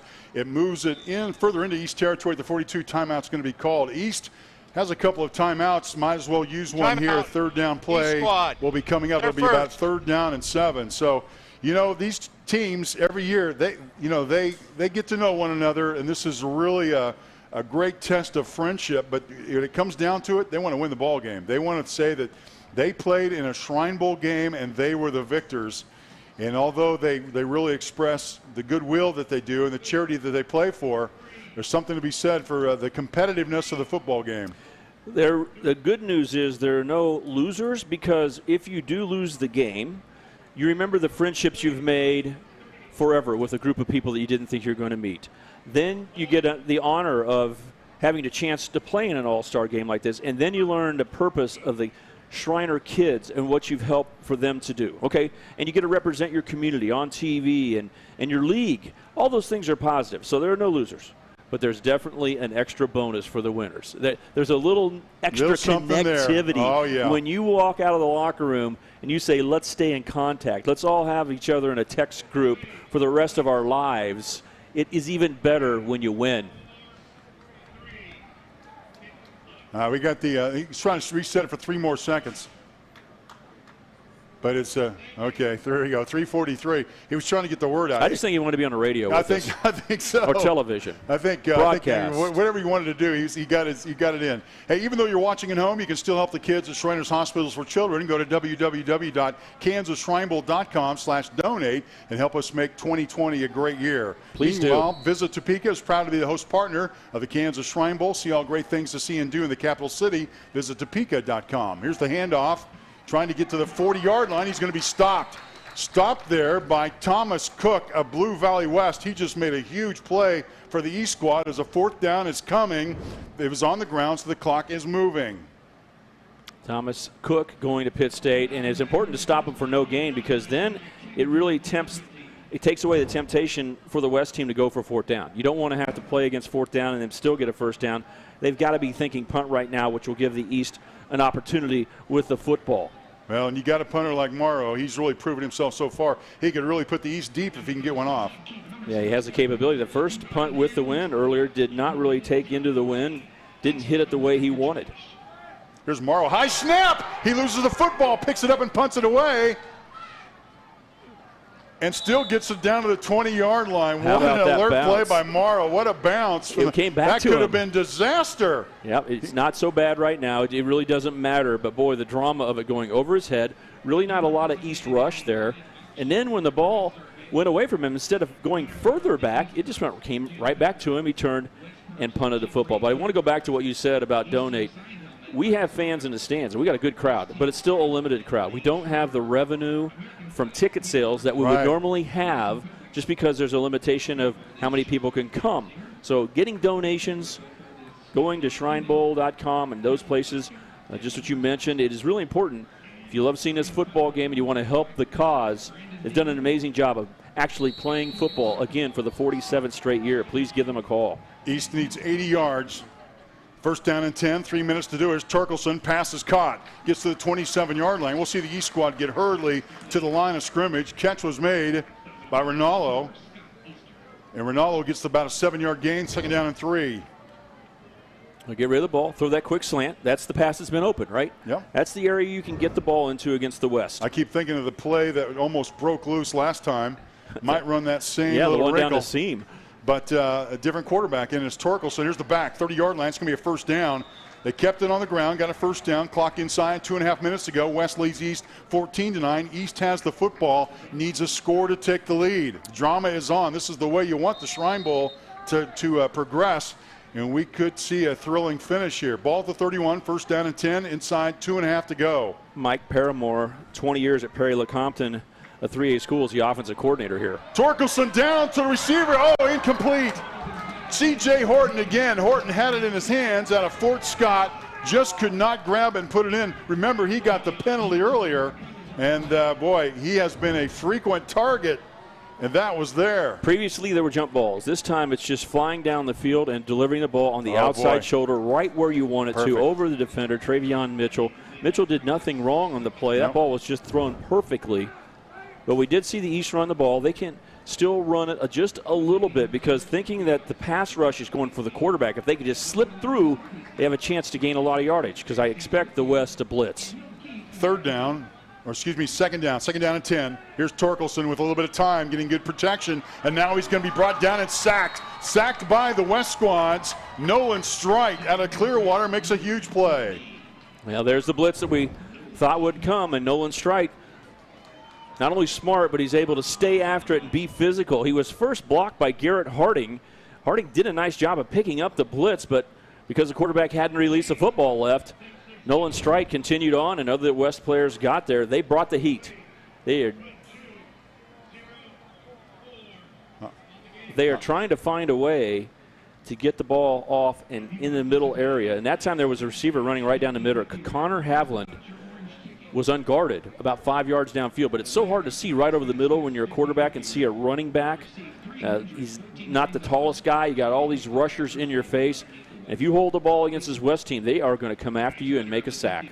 Farm Bureau Financial Services has been a proud supporter of the Kansas Shrine Bowl for more than 40 years. Protect what you value most. Contact a local agent today. I think Leon Liebel standing by. Leon? Copeland and Chet, what an ending we may have here. Impressive defensive stanza by the West team. Yeah, really impressive, and you've seen some big plays in the game trying to get it out to the receivers and coming up with really a goal line stand there in this game, and just a couple minutes left in this game, and of course these guys want to win, and I'm glad we're getting to see a heck of a ball game. And how tough is it, Leon, to put together a team of guys within 7 days from all parts of Kansas? Some guys are out of position. We see DNs, some playing linebackers, some linebackers playing DN, some quarterbacks playing receiver, running back, you name it. It's really awesome to see how this all comes together when a lot of these guys have never played together before. And this has been a pretty exciting game, especially the way it's coming down there. East coming back, and then West again coming up big on defense a couple times. And I think we're about ready to get back to action. Mark? Leon, thanks. 3rd down and 18. Big play for the East squad. Is Torkelson back to pass, looking for a little bit of time. Has a receiver, catch is made at the 35-yard line. It will be short of the first down, but did pick up about 10 as the clock continues to move. Red team, the East team, used their second timeout. Stan, I think they have one left, but the clock's moving. They did the best they could with that 3rd and long. You have to throw the ball quickly, get that inside cutting route, and Canalo makes the catch, so now you got 4th and 6. Not a great situation, but much better than that 3rd and long. Game is on the line right now. 4th down and 6 for the East squad. Torkelson, empty house backfield, has a couple of receivers in a slot position. Just needs some time. Torkelson is going to be swept and brought down. The sack is made by Keaton Robertson out of Mays, and that should lock up the win for the West squad as the West comes through with a sack in the critical play of the 4th quarter. Arm over against the right tackle. Dane Spoonhunter trying to block him and just unable to keep Keaton Robertson from getting into the backfield. And just holding the ball 1 second too long is going to end the opportunity. And the one thing we've seen tonight is the pass rush has been so good, the tackling so sound. We haven't seen any quarterback scrambles. No, we have not. You haven't not seen a quarterback like break away, slide through, and make them pay. All night long, when the quarterback got heat, they went down. So both defenses did a nice job of finishing their sacks. Minute 22 to go in the ball game. West has it. And this is Joe Williams who carries it forward, still on his feet, close to the 21-yard line. Pick up about 8, almost 9 yards. As the West trying to salt this one away as the clock is on the move. East should have a timeout remaining. But when they want to use it, I'm sure they want to use it on a negative play if they can. From an offensive standpoint, trying to run out the clock, there's nothing better than a 9-yard run. Looks like their timeout's going to be used right here. A 9-yard run's better than a 10-yard run because you're almost sure to get 1 yard in the next 2 downs, and then you can blow more time off. So West in a very good situation right now. Gives us an opportunity to thank our sponsors further. The folks at Ramada Inn downtown Topeka Hotel and Convention Center are proud to be sponsors of the 2020 Kansas Shrine Bowl. Next time you're in Topeka, be sure to stay at the Ramada. Also, Pitcraft Printing has been the official printer of the Kansas Shrine Bowl for more than 40 years. Pitcraft Printing is more than a printer. They're a partner and a big part of the success of the 47th Kansas Shrine Bowl. All right, got a minute 9. And we also got Leon Liebel. Leon. Well, Mark, again with Chet Copeland, we're winding it down here, the final seconds, final minute of this football game. And, I think we talked a lot at the beginning about how the Kansas Shrine Bowl and B.J. Harris, his staff, did a great job of pulling off this event. Your impressions, Chet? Awesome. I mean, BJ's a football guy. I've known BJ for a long time. And, of course, to put all this together during what's been going on, I mean, I own a sports media company, so I know how this has been going on and how it's affected my business and some of the decisions that you have to make. Fortunately, they made the right decision, I feel like, here today to have the game, to raise the money for the hospitals. And great event here, and we got to see these guys one last time at their high school. So glad everything so far went smoothly, and just a great atmosphere tonight here at Hummer Sports Park. It has been. We still have some football left to be played. Mark, back to you.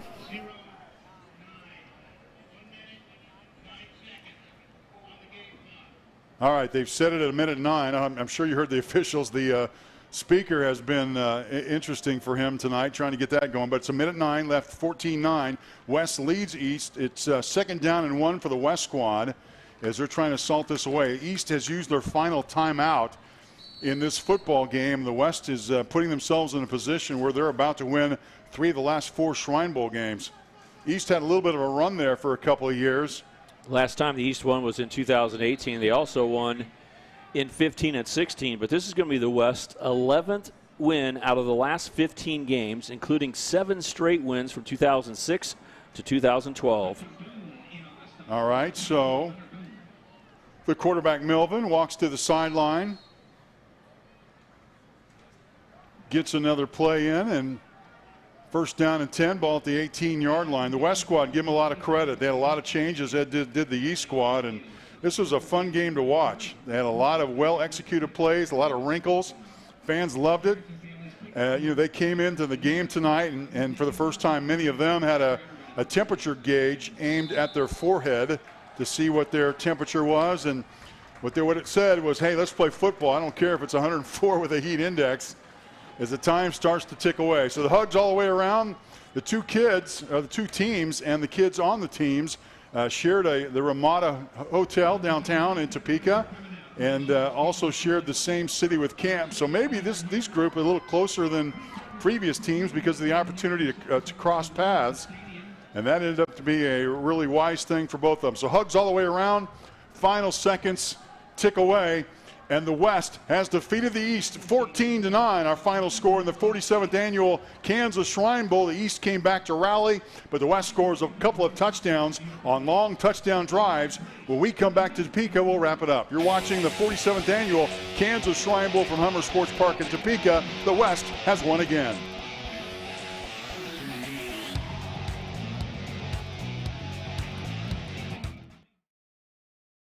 Sign Brothers, a proud Shrine Bowl partner, is more than your average sign company. We go statewide, specializing in all types of messages for sports and schools. Wall graphics for locker rooms, gyms, or school entry areas. Sign Brothers will design and install graphics that get your students and players excited about this school year. They also make banners, field and gym signs, plus all types of custom COVID messages for directions and social distancing. So reach out today for custom designed signs and learn about our special pricing for your school or business.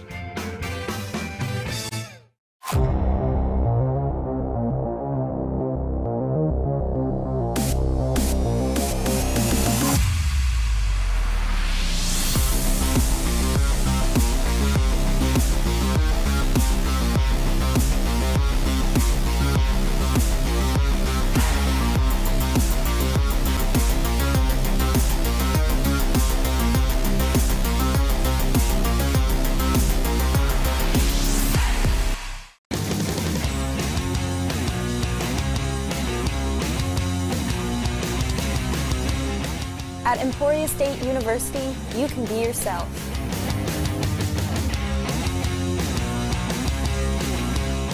You can chase your dreams. And you can change your future. Start discovering Emporia State University today. How do you see the world? At Shriners Hospitals for Children, we know that changing how you see things can turn them into everyday miracles. Like riding my bike. Breaking boards. Hugging my mom. Every day for over 90 years, Shriners Hospitals for Children has been sending love to the rescue, regardless of a family's ability to pay. If you know a child we can help, call or go online now. Final score, West beats East by a score of 14-9. The fans who bravely came out are making their way out, and they've handed out some MVPs. Campbell Haverkamp is the obvious choice for the East squad. The West is celebrating the moment. I did not see who had the West trophy, the MVP trophies in there, but that's a pretty good award to win. and they're putting him up on his shoulders, and that's a pretty good deal to win, as the West gets a trophy and the MVP award. And that works out pretty well there. I'm still trying to figure out who they gave the award to. I couldn't tell if it was Dalton Miller for his 44-yard touchdown run or. Yeah, Dalton Miller was the looks like the MVP. He busted through for that second touchdown from Great Bend. But there they go, the chant, West Side. West 14-9 is your final. Reflection of this ball game, certainly a defensive battle, but this game, regardless of the score, will be always known for. This was the game in 2020 when COVID-19 took over the world, and they still managed somehow to play the Kansas Shrine Bowl.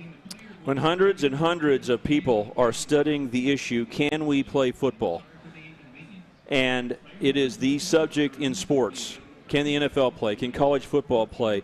Many conferences have said we're moving to the spring or not even playing, some of the smaller ones. The Big Ten and the Pac-12 have said we're only going to play conference games only. All these questions, and yet the Kansas Shrine Bowl with a very small staff and counting on 72 different kids who come from all over the state to make a decision to be a part of a game that they aren't a part of a team. They come here, their parents sign off, and they get a game executed. I just hope everyone has a chance to take this into context, how many people want to watch football, how the fans came out, what the reward is for young men to play football, and you got to value the risks of COVID-19, which are real, versus the benefits of playing football. And here, the Kansas Shrine Bowl behind B.J. Harris and all the people that worked hard in the city of Topeka, the county health department, everybody, to get something done positive. These guys are problem solvers when they're helping kids get their body back together, and they're problem solvers, I think, how to keep this game going. 47th year, the most unbelievable year of all. As you see the highlights in East Play coming down, and the one chance they had to get into the ball game right here on this possession led to a later chance that ended up not happening because of an offensive pass interference. Connor Haviland there for the touchdown. And then the final, had a couple of opportunities. This was one of them. Tabor Vetter on the catch, gets brought down by a couple of West defenders, but kept on his feet. Looked like for a minute here he might take it all the way to the end zone, and then the penalty was added on to the end here. And then this little screenplay, this is for the West squad, as Joe Williams III out of Wichita North took it down to the 1 yard line. But boy, this game was action-packed. As much as you love the offense, the defense stood up, and occasionally there was just enough wrinkle to make it interesting. 14-9 our final. West beats East. Well, it's another Shrine Bowl is in the book, and they really achieved a couple of things. Number one, you want to produce a first-class statewide family event that brings honor and recognition to game participants, their schools, and their communities. And while you're at it, while you're raising money, why not showcase the best of Kansas? And I always enjoy the opportunity to tell the stories, not only of the good football players, but what they do. A lot of straight-A students, a lot of great singers was kind of the state vocalists. So that's what I'll take away from it. But I always remember that this was the year that COVID-19 happened, and the Shrine Bowl really gave us an opportunity to put that aside for a minute. Your 20th anniversary of doing this, Mark. It'll be one that we won't ever forget. We will never forget it indeed. As we close the telecast, we wish to pass along our thanks to the Shriners of Kansas. B.J. Harris is the executive director, and his small but energetic staff, which includes Secretary Jana Becker. The citizens of Topeka and Shawnee County have stepped up to answer the call by welcoming the game with open arms. Production has been provided courtesy of Mike Nelson and his crew. We thank them for their final work. Once again, the final score, West beats East by a score of 14-9. For Leon Liebel, Chet Coupland, and Stan Weber, this is Mark Ewing saying thanks for watching the 2020 Kansas Shrine Bowl, and so long from Topeka.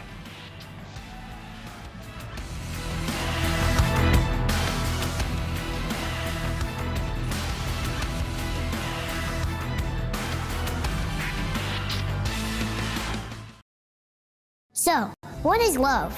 Love is being independent. Love is dancing. At Shriners Hospital for Children, love is a new smile.